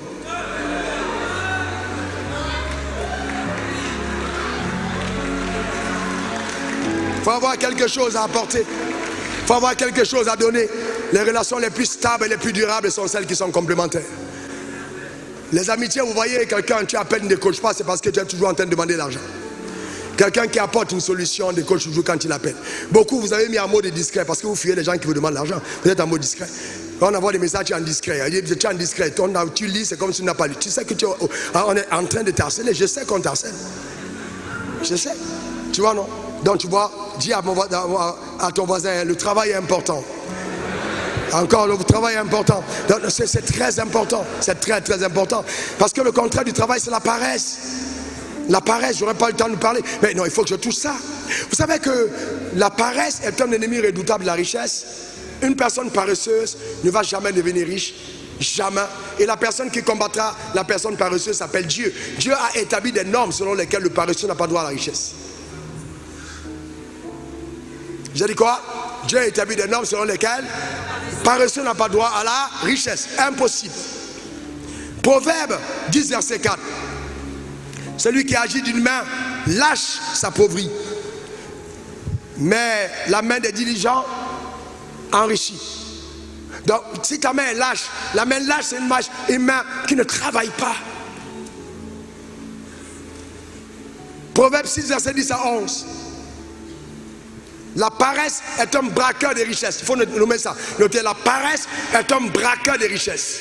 Un peu de sommeil, un peu d'assoupissement, un peu de croiser les mains pour dormir. Et la pauvreté te surprendra comme un rôdeur. Et la disette comme un homme en armes. Voyez-vous? Comme un homme en armes. Donc si tu ne fais pas attention, waouh! Il faut faire attention. C'est dangereux la paresse. La paresse va t'empêcher de saisir les opportunités. Tu es paresseux. Proverbe 12, verset 27. Le paresseux ne retire pas son gibier. Mais le précieux trésor d'un homme, c'est l'activité. Tu ne saisis pas les opportunités. Il y a tellement d'opportunités, mais tu ne les saisis pas. On était à table avec le pasteur Paul David. Alors il racontait, je pense que il racontait à table, il disait que quand on m'invitait, même dans les 10 personnes, 15 personnes, 20 personnes, on marchait ensemble à Abidjan, mon frère. Alors quand tu m'invitais à une réunion de 10 personnes, dans des salles de classe, j'ai prêché. J'ai prêché à des endroits où on m'a donné 800 francs, 700 francs pour le taxi pour entrer. Mais je prêchais avec joie. Je me préparais la nuit, je parlais en langue, j'étudiais la parole de Dieu et je prêchais. Je n'attendais pas pour dire, ouais, il faut que je sois devant de nombreuses personnes. Non, je suis un prédicateur, je prêche, je me prépare pour prêcher, simplement. Et je donne le meilleur. Je donne le meilleur, c'est le travail. Et donc, je me rappelle un jour, c'était chez mon frère, le bishop Georges Amako. Et il y avait un séminaire chez lui. Et j'habitais à l'époque à la Riviera, mon loyer coûtait 150 000 francs. Et à l'époque, j'avais plus de salaire. Donc j'étais en ministère itinérant. j'avais même pas encore commencé les affaires. Et donc j'ai commencé à prier, j'ai dit Seigneur, j'ai besoin d'argent pour mon loyer. J'ai besoin d'argent, je m'en vais rendre ministère, je m'en vais travailler en ton nom. Là tu as dit l'ouvrier mérite son salaire, son salaire. Il m'a dit écoute, ce que tu vas faire, j'envoie quelqu'un à la réunion pour te remettre de l'argent. J'étais couché à même le sol quand je priais. Il a dit j'envoie quelqu'un te remettre de l'argent. Après la réunion, on a terminé la réunion. Il a dit pendant la réunion, on a terminé la réunion, personne n'est venu. Alors j'ai parlé avec le bishop George encore à l'époque, il m'a donné une enveloppe qui était importante dans cette saison-là. J'ai dit merci, mais ça ne pouvait pas régler la question de mon loyer.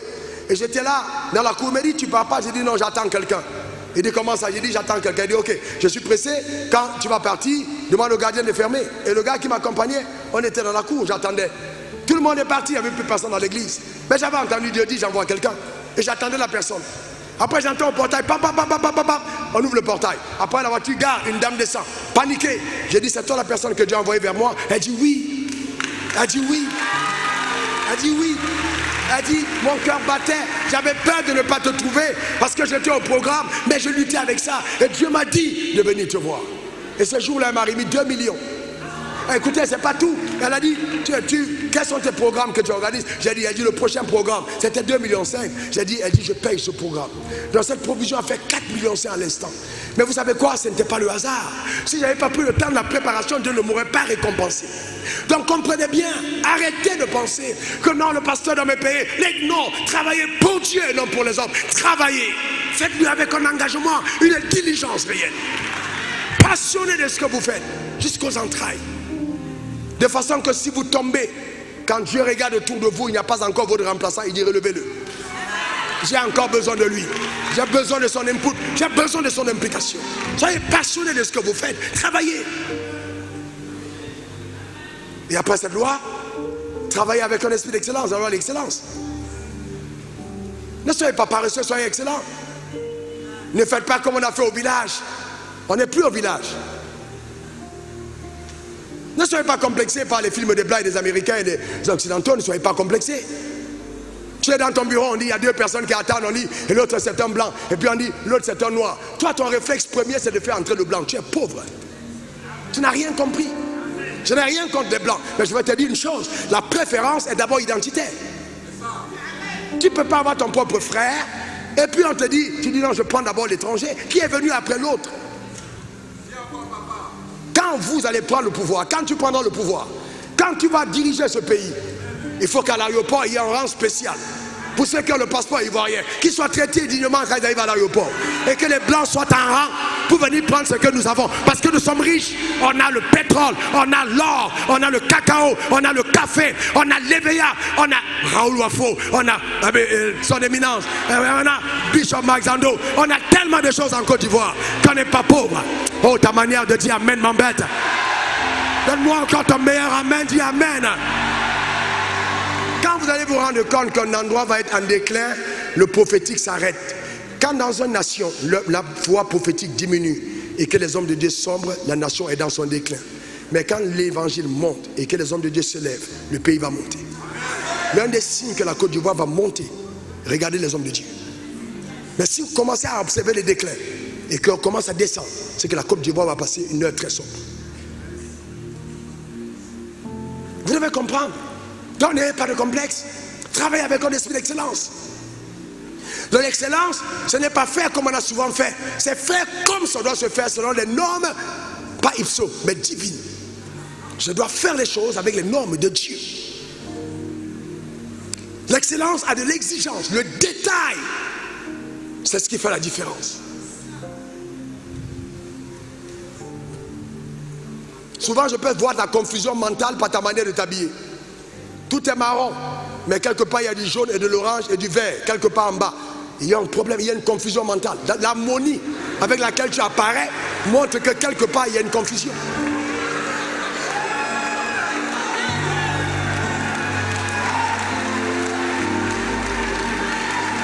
Vous savez, non, ça fait rire, mais je vais vous dire quelque chose. Vous savez, la Bible est profonde. La Bible dit que Salomon, dans toute sa gloire, n'a pas été vêtu comme l'un d'eux. Ça veut dire que quand la gloire descend, l'un des signes apparents de la gloire, ce sont tes vêtements, ta manière d'apparaître. Alors, vous savez, c'est vrai que la Bible ne fait pas le moine, mais jamais on a reconnu un moine sans ses habits. C'est l'habit qui fait reconnaître le moine. C'est clair et net que si la royauté est en toi, ta manière d'apparaître décrit tout de suite que tu es un roi. Et même dans les transactions d'affaires, je vous dis la vérité. Votre manière de paraître devant les gens, votre excellence va déterminer et exciter la confiance. La manière d'être excellent. Il y a un protocole royal. Il y a un protocole royal. Il y a un protocole royal. Il y a des jours où je suis pasteur, il y a des jours où je suis le roi. En tant que pasteur, il n'y a pas de problème. Venez au temps, on s'éclate d'abord. Mais il y a des domaines dans les sphères dans lesquels, quand j'arrive, ce n'est plus la même chose. J'ai changé de posture.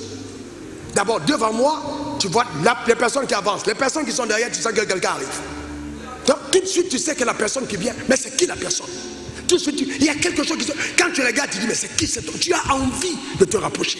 Parce que tu crées un magnétisme de par ton apparence qui donne envie aux personnes qui te côtoient de t'aimer. De façon que si quelqu'un te déteste, c'est ton signe qu'il est possédé. Ah oui? Donc, il faut l'excellence. L'excellence. Ne fais pas un programme après. Crains. Parce qu'on a dit oui, ça va coûter cher. On ne va pas coûter, ça va coûter cher. Ça va coûter cher par rapport à quoi? L'œuvre de Dieu ne coûte jamais cher. Rien que les équipements payent 18 millions pour ces équipements. 18 millions. On a les équipements à l'église. J'ai dit on ne déplace aucun équipement. On prend tous les équipements. On a pris 18 millions d'équipements pour le faire. Et j'ai dit à mes gars, il y a 2 semaines, on a fait une réunion, j'ai dit j'ai 300 millions sur la table. Je veux que vous montez une équipe, une boîte de sonos. Et que la boîte de sonos serve à l'église, serve à la vision et serve au corps de Christ. J'ai dit c'est sur la table. Montez le projet, l'argent est disponible. On n'a pas besoin d'aller à la banque. Je suis déjà là, je suis à la banque. Ah oui. Là, vous savez, écoutez-moi bien, quand on a passé 40 ans, d'ailleurs quand tu as dépassé 33 ans, commence à dire que tu es béni. Parce que Jésus est mort à 33 ans. C'est vrai pourquoi on meurt à 70. Mais si nous croyons que Jésus revient, oh Jésus revient bientôt, Jésus, apprêtez-vous, Jésus revient bientôt. Et tu luttes sur l'argent. Si c'était vrai que tu crois que Jésus revient bientôt, tu n'allais pas lutter pour l'argent. Tu n'allais pas prendre l'argent déjà et t'asseoir dessus et commencer à lutter. C'est que tu ne crois pas que Jésus revient. Moi je crois qu'il revient. Je crois qu'il revient. Donc frères et sœurs, je crois qu'il revient. J'ai vu les gens enterrer des personnes. Je suis allé dernièrement dans la chambre de ma cousine. On attendait en tant que chef de famille, je suis arrivé.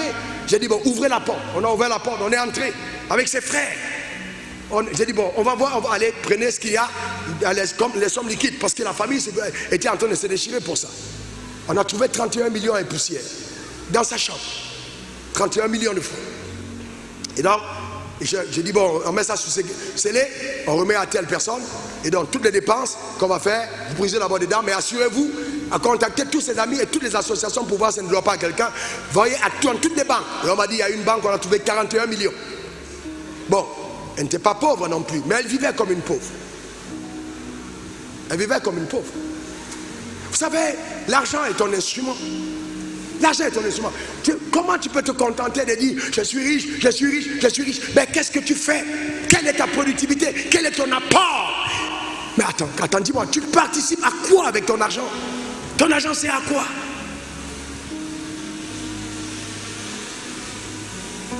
En termes de famille personnelle, ma famille et moi, l'année passée, on était à plus de 500 millions de dépenses de programme. Ce n'est pas programme de l'église, hein. Programme organisé en dehors de l'église. En dehors de l'église, où nous déplaçons, mettons, matériel de haute qualité, une structure incroyable, plus de 500 millions de francs hein, de dépenses. Mais sans problème, parce que Jésus pouvait revenir entre temps. Et je ne veux pas être jugé d'avoir abondamment d'argent sans avoir fait ce que j'avais à faire. C'est pour ça que je suis heureux quand j'ai un tel programme. Je suis content. J'obéis aux instructions. C'est pour ça que j'ai l'argent. Donc il faut donner l'excellence. Tout ce qu'on donne pour Dieu, je dis, donnez-moi le meilleur. Le meilleur. Si ce n'est pas meilleur, ce n'est pas pour Dieu. Dieu mérite l'excellence. Faites vos entreprises dans l'excellence. J'avais un de mes restaurants que j'ai toujours. Quand je l'ai pris, on a mis, moi-même j'ai pris, j'ai collé, zone interdite du Saint-Esprit, le sang de Jésus est ici, feu sur les démons et tout ça, à la porte, parce que c'est comme ça que je voyais faire. Et j'étais en train de prier, Dieu m'a dit, enlève-moi ça rapidement, enlève-moi ça rapidement. Enlève-moi ça rapidement, tu es en train de chasser les clients, il faut les enlever.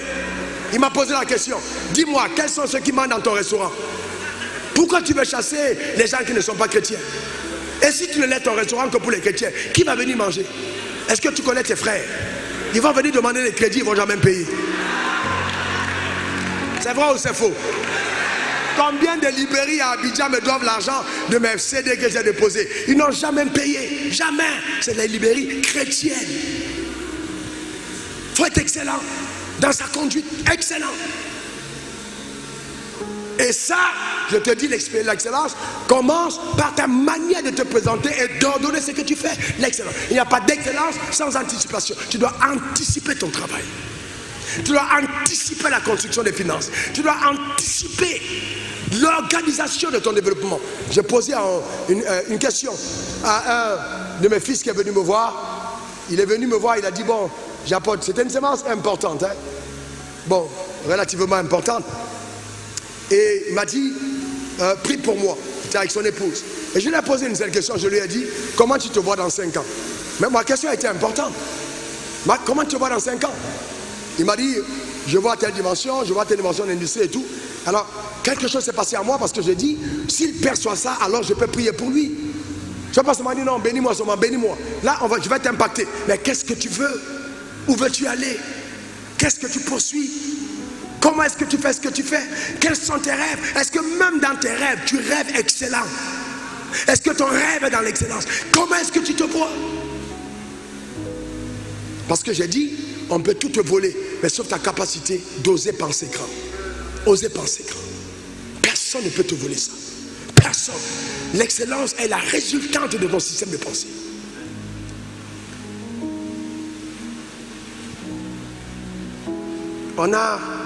Abidjan est devenu, quand on luttait au départ à Chevêque, dans cette ville, dans un certain couloir, vous savez, les batailles et les combats qu'on a rencontrés, c'était des précurseurs qui avaient fait un évangile incroyable, mais qui n'avaient pas la révélation que Dieu nous accorde. Et donc quand on donnait on dit on a béni un homme de Dieu avec une voiture, c'est une R5, c'est une Renault 4. Si tu as une 4x4 même, c'est incroyable. D'abord, même sur le pasteur même qui va dire non, Satan m'a tenté, si on te donne une 4x4, Satan m'a attaqué, ce n'est pas une attaque. Tu vois, c'est important que les gens comprennent. Tout part du système de pensée. J'ai un de mes fils pour lesquels j'ai prié. Eh bien, parce que je pense excellent, je ne peux qu'attirer ce qui est excellent. Le monsieur est parti acheter une voiture. Je n'ai même pas demandé. Il vient chez moi, mes bacs, dernier cri. Il dépose dans le parking. Il est avec sa femme. Il dit voilà la voiture que je viens d'acheter pour toi. Après ça fait la une, mais je n'avais pas demandé. Mais pourquoi est-ce qu'il peut faire un tel cadeau? Parce que je pense excellemment. Parce que quand il me regarde, il y a des moments, les personnes qui te regardent, Dieu dit donne-lui 1 million, mais quand il te regarde, il dit j'ai du mal à entendre. Il te donne 10 000. Il te donne 10 000. Je te dis la vérité. Il te donne 10 000. Parce que quand il te regarde, il se dit est-ce que c'est. Je crois que, bon, comme Dieu parle d'une manière ou d'une autre, je pense qu'il voulait dire 10 000 et puis bon, j'ai vu d'autres zéros au hasard, et puis c'est 10 000.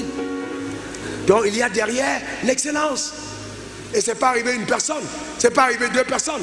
Voyez-vous, c'est pas arrivé pas 3 fois. Si quelqu'un vient dans mon parc, il va dire ouais, mais c'est pas possible. Comment est-ce qu'un pasteur peut avoir autant de voitures, de prix? Ben écoutez, je suis un homme de Dieu, je ne suis pas comme pasteur. Parce qu'il faut bien comprendre qu'il y a une différence. Je suis un homme de Dieu d'abord. Je marche avec Dieu d'abord avant d'être un pasteur. Et un pasteur sans salaire. Ils savent. Sans salaire. Il ne faut pas qu'on ait peur. Il ne faut pas qu'on ait peur. Il ne faut pas qu'on ait peur. Il faut que le nom de Jésus soit élevé. L'excellence n'est pas dans la luxure. Non, je ne suis pas quelqu'un de la luxure. Mais en même temps, il faut bien comprendre, l'excellence il y a une touche de l'excellence. Il y a la finesse. Mais il y a aussi le poids et la valeur des choses. C'est important. C'est très important. Le vêtement de Jésus a été tiré au sort. On ne l'a pas déchiré. C'était glorieux. Un vêtement sans couture. Donc, l'excellence est importante. Acheter de bons micros, acheter de belles voitures. Il dit lorsque tu bâtiras, habiteras de belles maisons. Il n'y a pas de problème à ça. Ton entreprise va être bien. Ton bureau de DG propre. C'est important. Là où tu réfléchis, à l'aise, tu peux pas être en train de rêver dans ton futur, puis tu entends. Ce n'est pas le drone, c'est les moustiques. Les moustiques de ta chambre font plus de bruit que le drone. Donc tu vois, comment tu vas réfléchir dans un environnement pareil? Il faut être excellent. Ta manière de dire amen m'embête. Que Dieu te sorte de cette saison de la vie et te propulse à un autre palier. Ta manière de dire amen m'embête. Donne-moi ton meilleur amen. Et je voudrais abréger, parce que j'ai dit je donnerai la suite.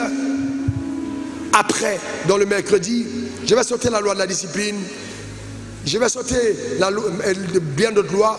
Je parlerai en dernier de la loi de la patience, parce que derrière ça, il y a une parole prophétique que je relâche et je vais prier pour toi. La loi de la patience.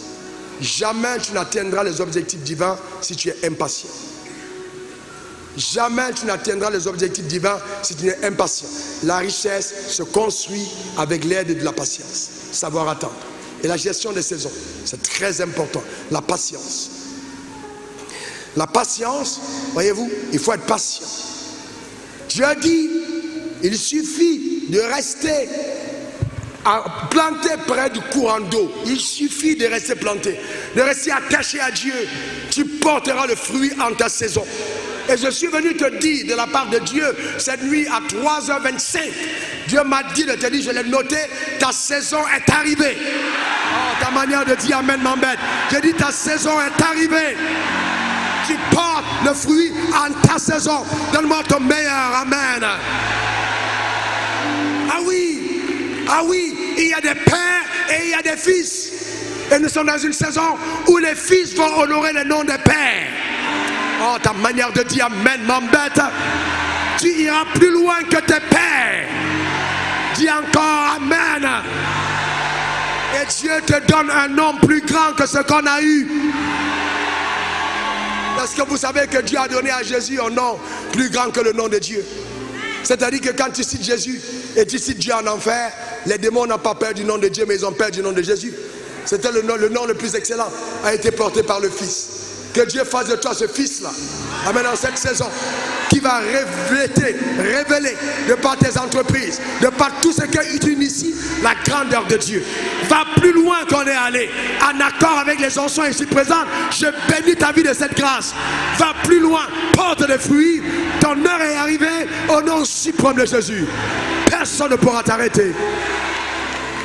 Personne ne va t'arrêter. Dieu n'a pas dit de produire, il a dit de porter. Que cette sémence que tu amènes sur l'autel te connecte à la grâce que nous transportons. Que cette sémence t'introduise dans une autre dimension de visitation par la puissance de Dieu. Dans le nom suprême de Jésus. Que quelqu'un dise après moi, c'est ma saison. Quelqu'un dise encore après moi, c'est ma saison. Dis après moi, je ne raterai pas ma saison. Encore, je ne raterai pas ma saison. Tu ne peux pas rater ta saison. C'est impossible. Cette plateforme est là pour toi. C'est ta saison. Ton heure est arrivée.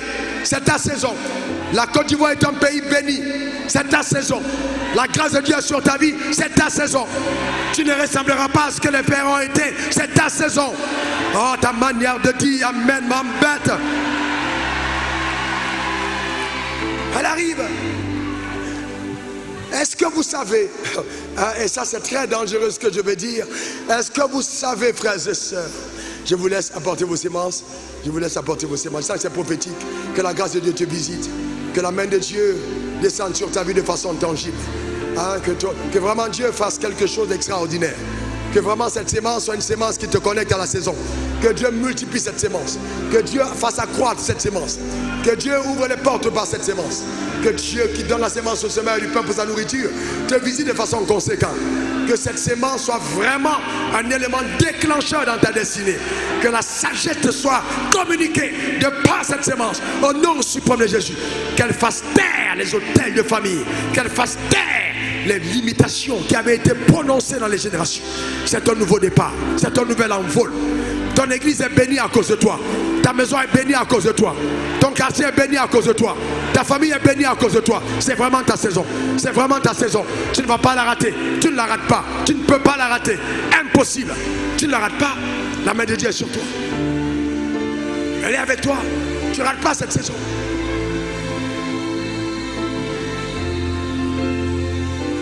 Un ingénieur, donne-moi cette caméra. Donne-moi cette caméra. Un ingénieur, celui qui a fait les travaux du temple. Alors, il a terminé le travail. Je lui devais 15 millions de francs CFA. Et c'est un petit frère à moi. Et il est entré dans mon bureau. J'ai signé le chèque, j'ai posé sur la table.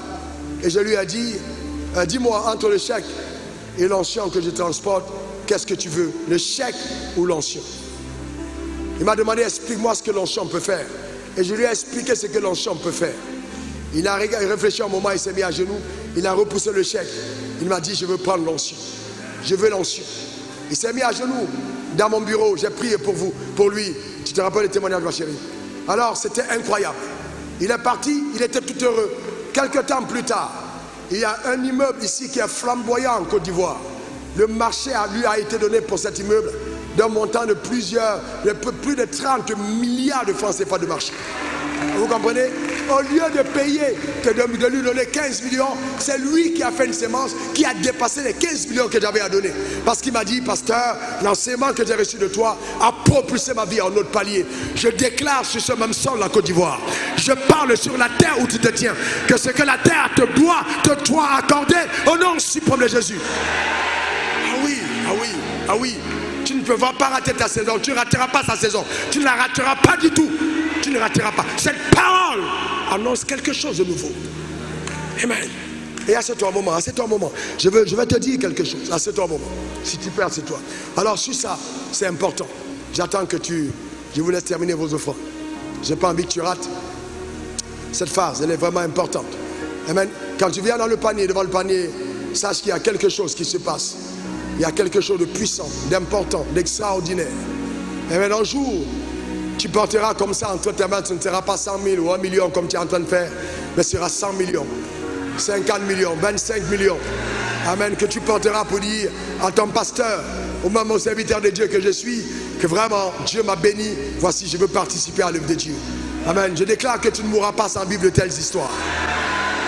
Vous savez, quand on est pauvre, on rêve que Dieu nous donne une voiture. Quand on est riche, on rêve à donner une voiture. Le pauvre rêve à recevoir alors que le riche rêve à donner. Si ton rêve est de soutenir, alors tu rêves d'un rêve de riche. Alors que si tu rêves de recevoir, tu as un rêve de pauvre. Le pauvre veut recevoir, le riche veut donner. Ça fait toute la différence. Alors, toute la différence. Amen. Et c'est important. C'est très, très important. Très, très important que tu le comprennes. Alors, je voulais te dire, pour clore ces moments, que la voix prophétique peut déclencher un mouvement surnaturel. Qu'est-ce que j'ai dit? La voix prophétique peut déclencher un mouvement surnaturel. Il faut que j'ai cru en quelque chose. Il faut que nous ayons cru en quelque chose pour que ma femme et moi, nous puissions volontairement engager les ressources mises à disposition pour un programme dans cette envergure, qu'on engage ce qui pouvait servir à la communauté dans laquelle nous sommes pour dire on va faire ce programme. Il faut qu'il y ait une voix qui est parlée.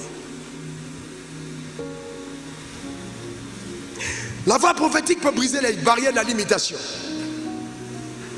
La voix prophétique peut provoquer une accélération surnaturelle dans ta vie et t'introduire dans une nouvelle saison d'abondance. Quand Dieu oint un homme, tu veux très bien, sa parole provoque dans le règne de l'esprit un étrange mouvement angélique. Quand Dieu oint un homme, sa parole déclenche dans le règne angélique, dans le règne surnaturel, un étrange mouvement angélique. En fait, quand on parle d'onction, c'est la capacité à déployer dans le surnaturel des entités qui vont agir à la parole prononcée. Sinon, ce n'est qu'un discours.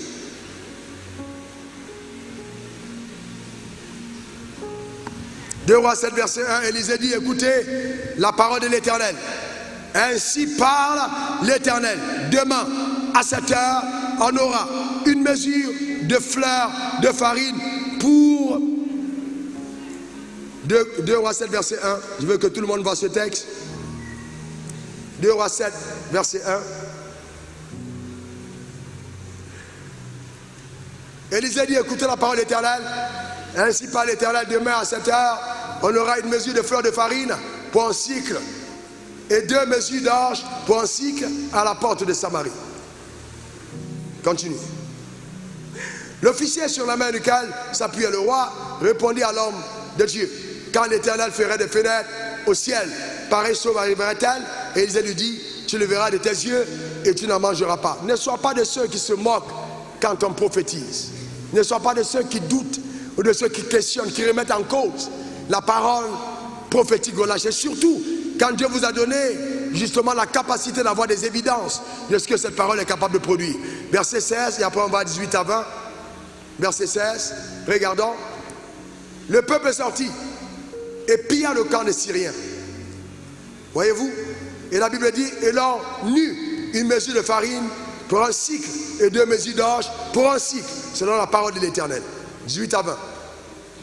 L'homme de Dieu avait dit alors au roi, on aura 2 mesures d'orge pour un cycle et 1 mesure de fleurs de farine pour un cycle. Demain, à 7 heures, à la porte de la Samarie.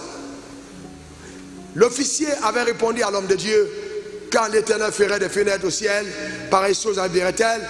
Et Élisée lui avait dit, tu le verras de tes yeux et tu n'en mangeras point.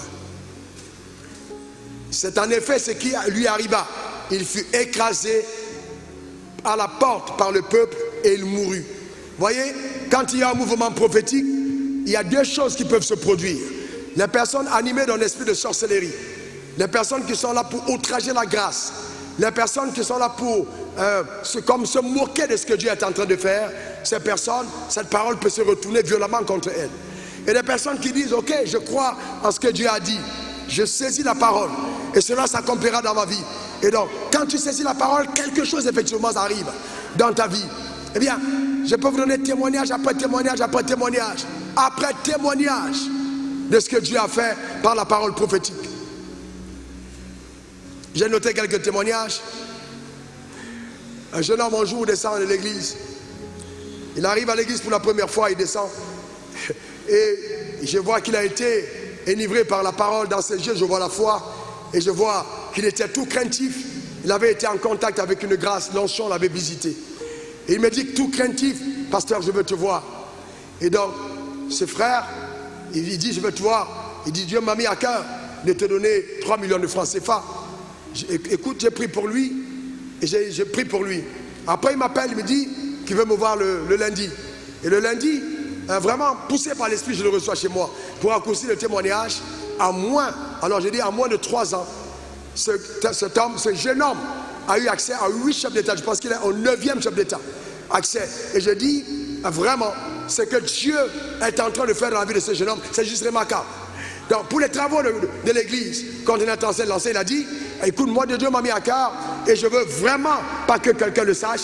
Moi, ma contribution pour ce temps sera au moins 2 milliards. Il dit au moins, mais je m'engage d'abord avec 1 milliard, l'autre milliard viendra. Mais je ne veux pas que quelqu'un sache que c'est moi qui ai donné. Jamais, quand il vient à l'église, il n'est au premier rangé. Il peut être là et bousculé par toi et puis il te demande pardon, il vient s'asseoir. Pourquoi? Parce qu'il sait ce qu'il vaut. Voilà le genre de personnes que Dieu est en train de lever.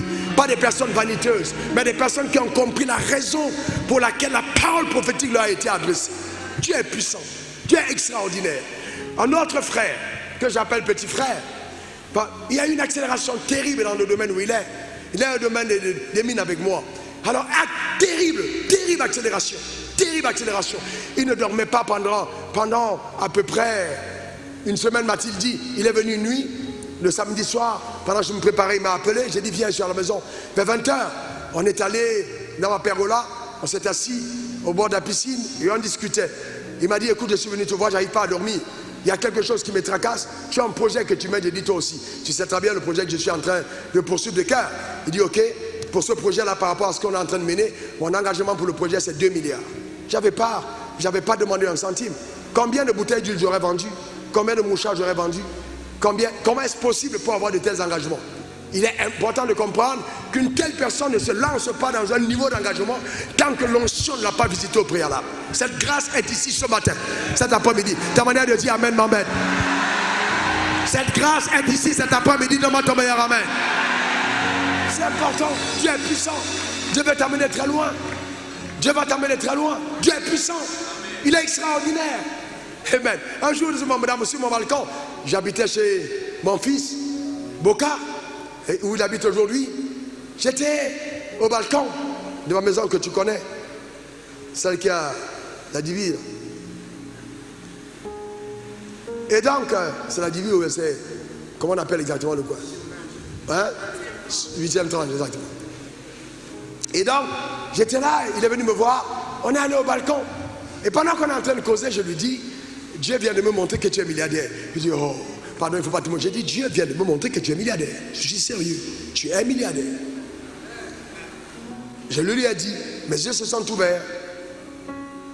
Pour raccourcir le témoignage, aujourd'hui, il est vraiment à un autre niveau. À un autre niveau. L'un des marchés les plus impressionnants qu'il a eu était en Guinée équatoriale, quand la famille présidentielle lui a fait confiance. Mais qu'est-ce qui s'est passé? La parole prophétique.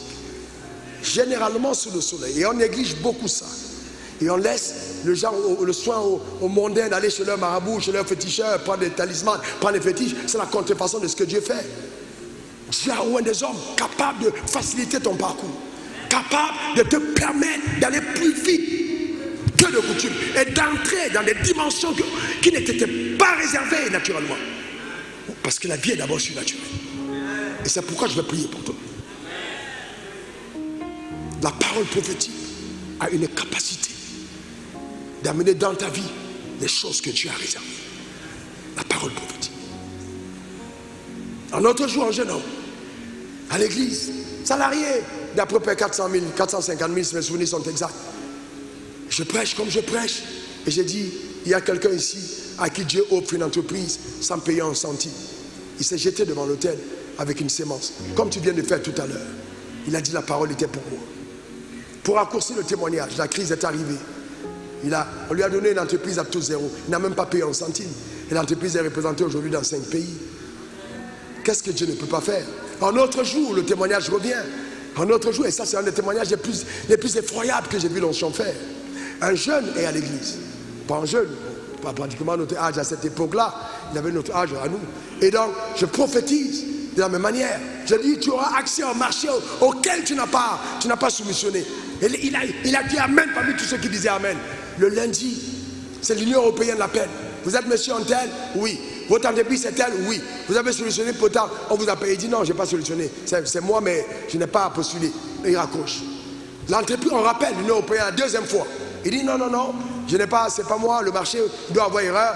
La troisième fois, il se rappelle la parole prophétique. Il s'en va à l'Union européenne. C'était un marché de 830 millions de francs. C'est pas, si mes souvenirs sont exacts. C'était dans ces eaux. Donc, la signature était sa signature. Le cachet était le cachet de l'entreprise. L'entête était son entête. L'écriture était son écriture. Sauf qu'il n'a pas écrit. Il n'a pas signé. Il n'a pas cacheté. Dites-moi qui l'a fait. Non, dites-moi qui l'a fait. Je vois Dieu multiplier. Oh, ta manière de dire Amen m'embête. Je vois Dieu multiplier de telles choses dans ta vie au nom suprême de Jésus. Je crois au surnaturel. Dis après moi, je crois au surnaturel. Je lève ma main vers le ciel, c'est moi qui dis, je déclare sur ta vie l'accès à une dimension de gloire au-delà de ce que ton imagination a conçu au nom suprême de Jésus. J'établis sur ta vie qu'elle bascule à un autre palier. C'est terminé la saison d'endettement. C'est terminé la saison où tu te débats parce que Dieu t'amène à un autre niveau au nom suprême de Jésus. Les gens vont t'accuser de ne pas être simple. On va t'accuser de faire la sorcellerie comme on a accusé Jésus qui marchait sur les eaux. Tes résultats vont être tellement épatants que ton niveau des amis vont réduire. Parce que les gens vont commencer à partir.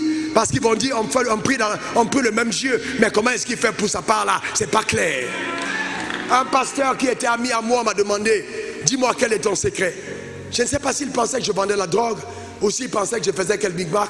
Je lui ai expliqué mes secrets. On a failli se bagarrer au carrefour vers le marché Cocovico. Il s'est énervé.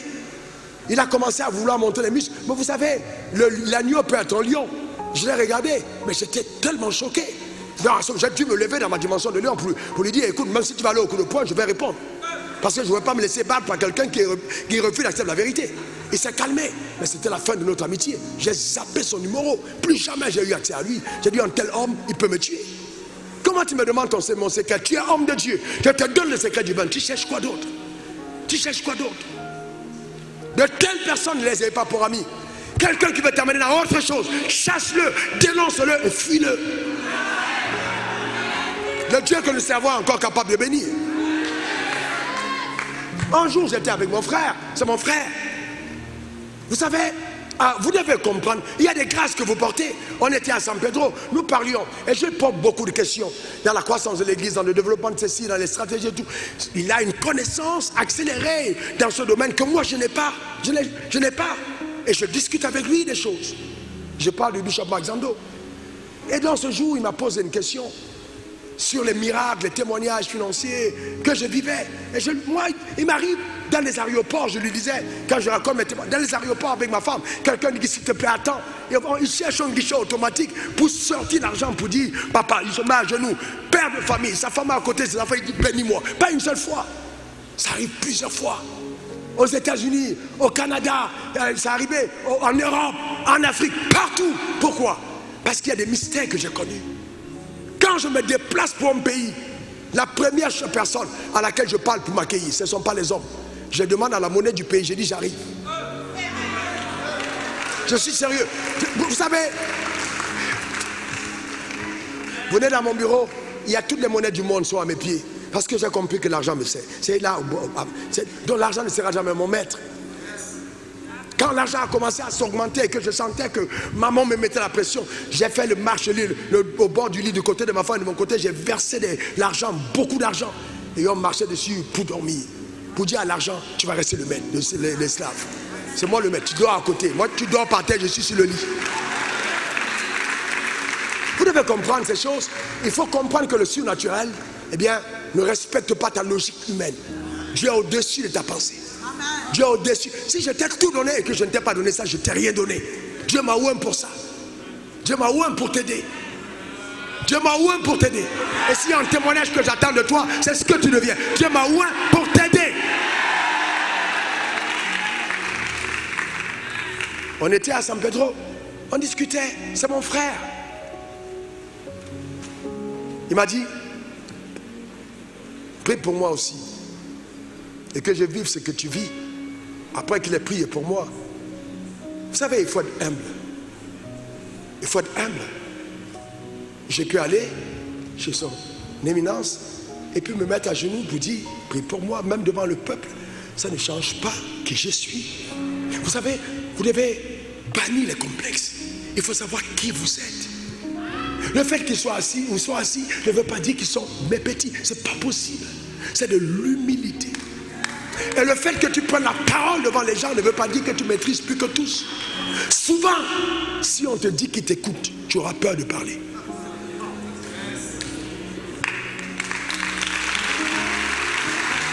Et donc, j'ai prié pour lui. Il est monté dans l'avion. Il est monté dans l'avion. Comme nous construisions une relation lointaine et que sa femme est très amie à ma femme, alors ce jour-là, je pense que Dieu l'a fait juste pour cette cause, pour que mon ami comprenne ce que je vis. Parce qu'il peut arriver des choses étranges où souvent on écoute des témoignages, on pense qu'on raconte. Comme il y a des gens qui mentent même sur la chair aujourd'hui sans problème, ils mentent et puis devant ils disent des histoires, n'est-ce pas? Il sait qu'ils mentent. Il y a des menteurs, c'est vrai. Quelqu'un est venu dans l'avion. Je l'ai dit parce qu'il a déjà raconté plusieurs fois ça publiquement. Vous êtes pasteur? Oui. La personne lui a fait une offrande dans l'avion. C'est la première fois que ça lui arrivait. On a prié le même jour. Et juste dans l'avion, le même jour, quelqu'un a dit, es-tu pasteur? Tiens cette offrande. Vous pensez que c'est le hasard? Jamais. Le hasard n'existe pas. N'existe pas. Vous comprenez? Et je vais te dire, après ce programme, je ne sais pas si le frère qui est venu me voir avec 1 million il y a une semaine avant ce programme est dans la salle. J'ai prié pour toi hier, parler en langue, ton esprit, mon esprit a été capté sur ta personne. Tu es venu me voir avec 1 million, tu as dit, c'est ce que Dieu t'avait mis à cœur pour le sommet. Et tu es venu me voir dans mon bureau avec cette enveloppe. Je ne sais pas si tu es encore là, si tu es dans la salle, viens ici devant et que quand tu vois, quand viens là devant. Non, ce frère, ou bien lève la main comme ça, je veux voir. C'est ce frère. Je t'ai demandé si allait te sommet, tu m'as dit oui. Mais bureau de la Dibi, ceux de la Dibi justement, tu es venu. Il n'est pas là. Donc, ok. Dieu est capable de choses extraordinaires. Dieu est capable de choses extraordinaires. Et je prie vraiment et je déclare, écoute-moi attentivement. Je n'ai pas besoin de crier pour le dire. Parce que vous savez, il y a une différence entre quelqu'un qui parle et quelqu'un qui dit. Alors, restez debout comme vous êtes. Laissez-moi prendre ce texte parce que je vais dire des choses. Il faut que tu comprennes la différence. Attends, rapidement. Je vais te dire. Luc 5, verset 4. Luc 5, verset 4. Luc 5, verset 4. Luc 5, verset 4. Regarde ce texte. Luc 5, verset 4. lorsqu'il eut cessé de parler, lorsqu'il eut fait quoi? Qui a fini de parler? Jésus. Il dit à Simon. Comment quelqu'un peut finir de parler et puis il dit? Donc vous comprenez qu'il y a une différence entre celui qui parle et celui qui dit. Là, j'ai fini de parler. Maintenant, je vais dire.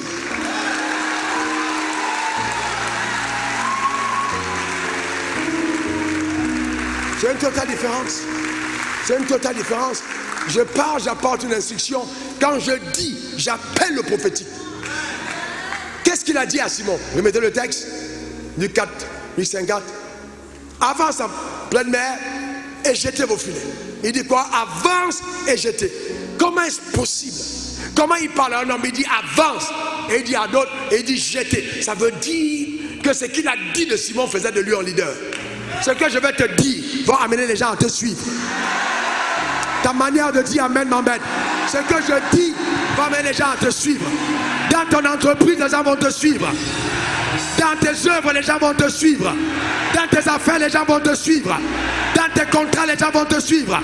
Dans les marchés, les gens vont te suivre. Parce que je dis maintenant, dans le nom suprême de Jésus, que tous les règnes coopèrent afin de faire de toi une personne comme Dieu le veut. Le règne minéral, les ressources de ce règne, l'or, diamant, bauxite, éteint, que toutes les ressources du règne minéral se tournent vers toi, au nom suprême de Jésus. La véritable richesse.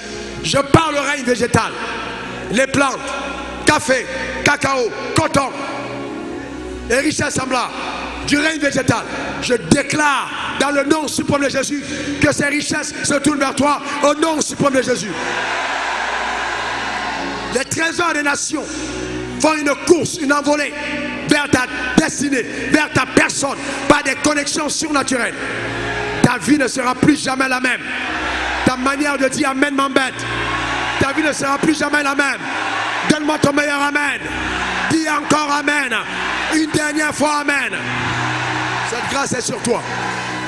Là où tes pères ne sont pas allés, je déclare que tu y vas.